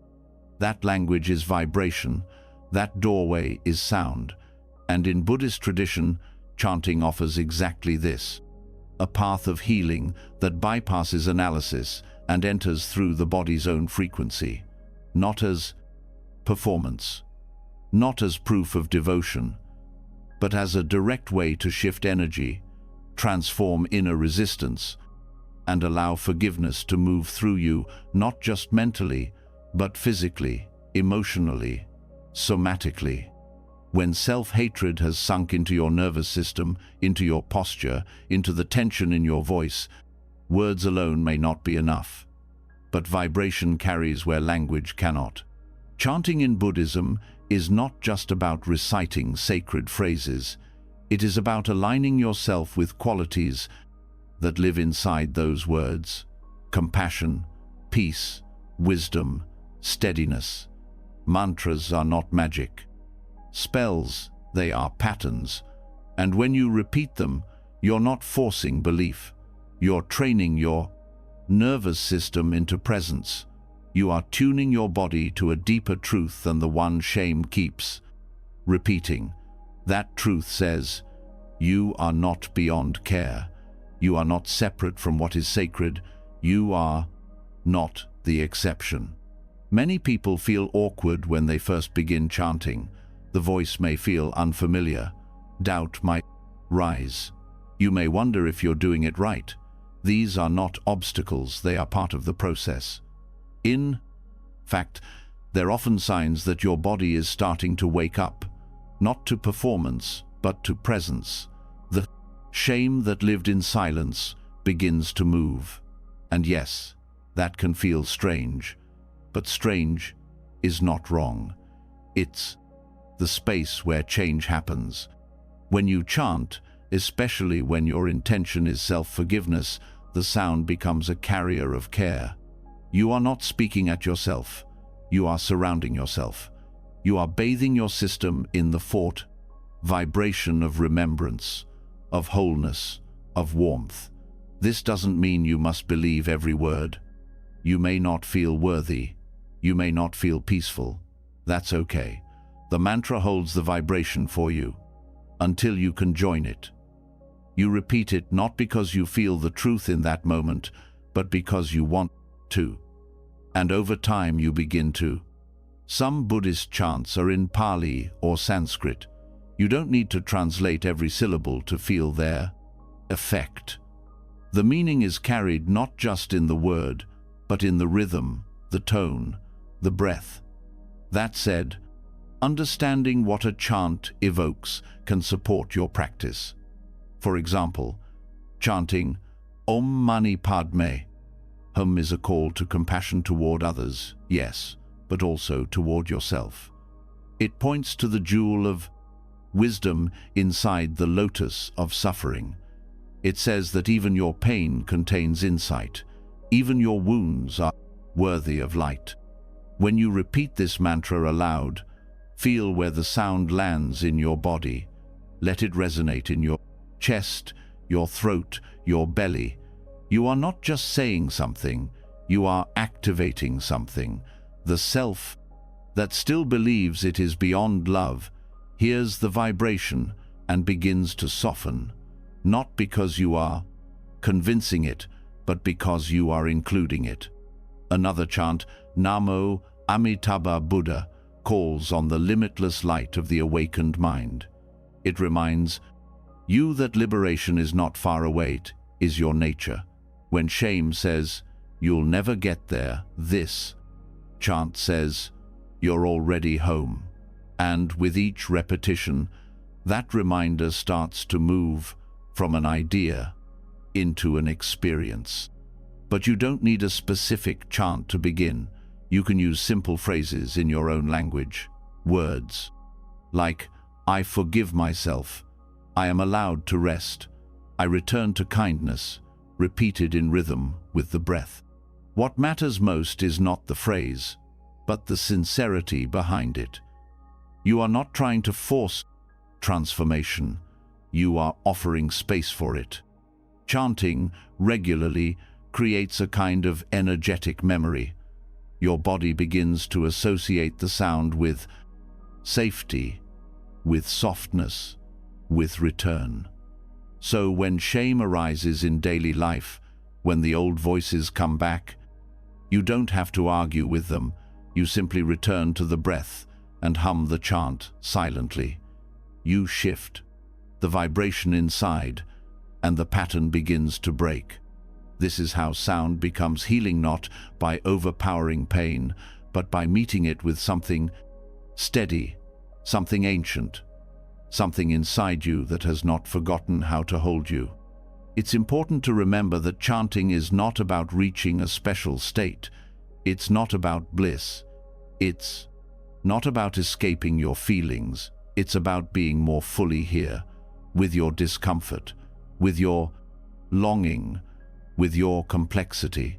The voice is a bridge between your inner and outer world, and when used with intention, it can become one of the most powerful tools for forgiveness you will ever know. Sometimes it's enough to chant for a few minutes, sometimes longer. There are no rules. You can chant in the morning to begin the day with steadiness. You can chant before sleep to soothe the nervous system. You can chant while walking, while sitting, while lying down. What matters is not posture, but presence, not volume, but sincerity. And if the voice trembles, let it. That tremble is part of the healing. It means something long buried is beginning to rise. Let it come. Let the sound carry it. You don't have to understand every emotion that moves. You only have to stay with it, to trust that your body knows how to release what it no longer needs. In this way, chanting becomes more than practice, it becomes relationship, a way to keep meeting yourself with care. No matter how many times shame returns, You don't need to fight the shame. You don't need to silence it. You only need to surround it with sound until it quiets on its own. This is not a technique for people who are already whole. This is for the tired, the hurting, the ones who still feel separate, the ones who have tried everything else. This is not for performance. This is for return. So when you don't know how to forgive yourself, chant anyway. When you don't believe the words, chant anyway. When your body feels heavy and your mind restless, chant anyway. Not because you're trying to get somewhere, but because chanting helps you stay. And over time, without needing to know how, you begin to feel different. The breath moves more freely, the heart tightens less, the inner voice softens, not because you forced it, but because you vibrated something deeper into motion, something ancient, something true. Let the chant be your companion now. Let it hold what your thoughts cannot. Let it do the work your logic can't reach. You are not broken. You are only learning how to include what was once left out. Sound helps you remember. Keep chanting. You are returning. One breath, one vibration, one sacred syllable at a time. After spending time with the healing energy of chanting, something deeper begins to settle in the body. You feel the difference, because everything is suddenly clear or resolved, but because the rhythm of your voice has softened the tension that logic could never reach. You've begun to relate to your wounds as something that can be tended to with sound, not silence. You've learned that you don't need to understand everything for healing to begin. But there are still places within you that feel ancient, heavy in a way that has no obvious cause. Certain fears, patterns, or emotions seem to appear without a clear beginning. You've searched for explanations in this life and found none that fully satisfy. The steens, shame runs deeper than memory. The grief rises from somewhere older than thought. This is where the Buddhist understanding of the wheel of birth, or samsara, opens a different kind of doorway. It doesn't demand belief in reincarnation. It doesn't require full certainty about past lives. What it offers is a compassionate framework, one that honors the complexity of your inner world and gives you permission to feel what cannot be explained. It tells you that emotional residue is real, even when its source is hidden, and that forgiveness too may be part of a continuum that stretches beyond this lifetime. There are moments when pain arises in ways that don't match the current narrative.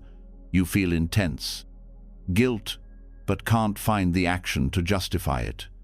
You feel like you've carried a burden for years, yet no one remembers giving it to you. In the teachings of karma, this is not always dismissed as random. It is seen as a continuation. The unfinished energy of actions, choices, attachments, and aversions that ripple through many lifetimes, not as punishment, but as influence. And while you cannot trace every thread of cause and effect, you can meet what arises now with wisdom. Forgiveness in this view becomes something more expansive. You are no longer just forgiving a single act in a single life. You are softening the impact of old patterns that may have been echoing through time. You are healing not only for your current self, but for all the versions of you that came before. You are choosing peace, even if you don't fully understand the origin of the unrest. This approach doesn't mean you avoid responsibility. It simply acknowledges that some burdens were inherited, not invented. Some fears were passed down, not created from scratch. You are not being asked to carry them forever. You are being invited to release them, even if you can't name them. Karmic. Forgiveness isn't about finding every answer. It's about bringing care to every feeling that arises. Start by creating a space where you can honor this wider timeline. You don't need to know who you were or what happened. Begin by feeling into the energy that asks for attention. Perhaps there's a repeated emotions fear, guilt, anger, that shows up even when you've addressed all known causes. Instead of rejecting it, pause. Place your hand on the part of your body where it lives. Breathe with it. Speak to it like an old friend, not a threat. You can say, "If you are from this life, I honor you. If you are from before, I welcome you. If you are ready to be released, I'm here now." These words are not formulas. They are gestures of recognition. You are letting the feeling know that it no longer has to carry itself alone, that its story, whether known or unknown, is safe to unravel. Some people find it helpful to create rituals for karmic release. You might light a candle, offer a chant, or write a letter to an unknown past self. You can begin with, "I don't know who you were or what you went through, but I know that something remains, and I'm here now to meet it with care." Let the puppet do. Words come without force. Let the emotion move at its own pace. Forgiving past life patterns isn't about spiritual performance. It's not about convincing yourself that you're more evolved. It's about recognizing that something ancient within you is still waiting to be seen. Not because it's dangerous, but because it was never given a chance to rest. You are the resting place. Now, the one who can say, "This ends here." Sometimes this healing will feel subtle. Other times it will bring waves of emotion that seem to come from nowhere. Tears you can't explain. Grief that doesn't have a name. That's not irrational. That's integration. The nervous system is responding to the release of something that had no voice before. You don't need to interpret it. You only need to stay present. This view also helps you meet others with more compassion. If you believe that each person is shaped by lifetimes of causes and conditions, you begin to soften your judgments. You stop expecting people to make sense according to your logic. You start seeing that we are all carrying things we don't remember. We are all healing from wounds we didn't ask for. This doesn't mean you allow harm. It means you understand that healing isn't always linear, that forgiveness isn't always clean, that love must include mystery. In Buddhist teachings, the wheel of birth is not a punishment, it's a continuation. And continuation means that healing is never wasted. Every act of forgiveness you offer to yourself now ripples backward and forward. You cannot undo what has happened, but you can interrupt what continues. You can choose gentleness where once there was fear. You can offer space where once there was pressure. You can release what was never yours to carry. This process also invites a different kind of humility. You begin to see that not every impulse, reaction, or belief is personal. Much of it is inherited through culture, family, karma, memory. You stop identifying so tightly with every thought, and when identity loosens, so does shame. You see that the version of you who suffers is not the final word. It is just one point in a long unfolding, and in that unfolding, you are allowed to grow. You don't need to remember your past lives for this to matter. You only need to respect that your present life includes threads that go beyond what you can see, and instead of fearing that, you can feel gratitude. Gratitude that your healing today reaches deeper than you know. Gratitude that you get to be the one who chooses differently. Gratitude that you are the resting place for all the selves that came before. When the emotions rise and you don't know why, you don't have to panic. You can say, "Something is releasing. I don't need to name it. I just need to stay." This is how you let go without abandoning yourself. This is how karmic healing becomes a path of presence, not performance. There's also beauty in realizing that you are not alone in this. Across generations, across cultures, across histories, people have sat with the unknown and chosen to offer love. You are part of that lineage. Your healing adds to it, not as something grand, but as something steady, a quiet yes to the question, is it possible to begin again? Forgiveness in the wheel of birth means trusting the unseen, trusting that even the sorrow you can't explain is worth your attention, trusting that even if no one understands, your willingness to care still matters, trusting that healing doesn't require certainty-only presence. So let the past be what it is. Let it rise and fall in waves of sensation. Let your breath hold it without needing to control it. Let your heart speak to the pain without needing to explain it. You are not here to make perfect sense of everything. You are here to love what was left unloved. You are here to offer what no one else could. You are here to stop the repetition by choosing rest over reaction.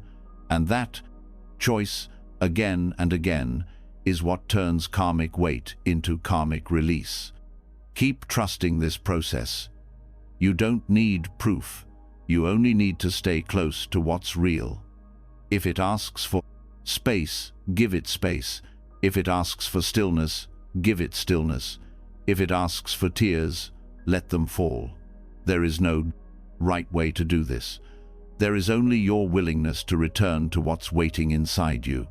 The wheel keeps turning, but you no longer have to turn in circles with it. You can pause, you can witness, you can offer care. That is the freedom within samsara, not escaping it, but meeting it with enough clarity that the old patterns begin to lose their grip. You are already doing it. Let that be enough. Let the past rest where it is. Let yourself move forward with a little more softness, a little less weight. Keep walking. The path is still open, and your steps are already rewriting the story. You've walked through a sacred path tonitantly, breath by breath, memory by memory. You've released the weight of misunderstood karma, softened the grip of perfectionism, and stepped out of the cycles of inner blame. You've learned to meet yourself not with judgment, but with reverence. From the deities not pakes, stillness of the breath, to the quiet wisdom of the lotus heart, from karmic echoes across lifetimes to the loving voice of your inner noble friend. You've begun the most important journey of all the provoques, journey home to yourself, not by force, not by fixing, but by forgiveness. Self-forgiveness isn't something you finally achieve. It's something you practice again and again, in the softest ways, through stillness, through chanting, through presence, through kindness that does not demand anything in return. Tonight, you didn't just listen, you remembered, you returned. And even if just one part of you feels lighter now, then that is enough, because this is the work that changes everything.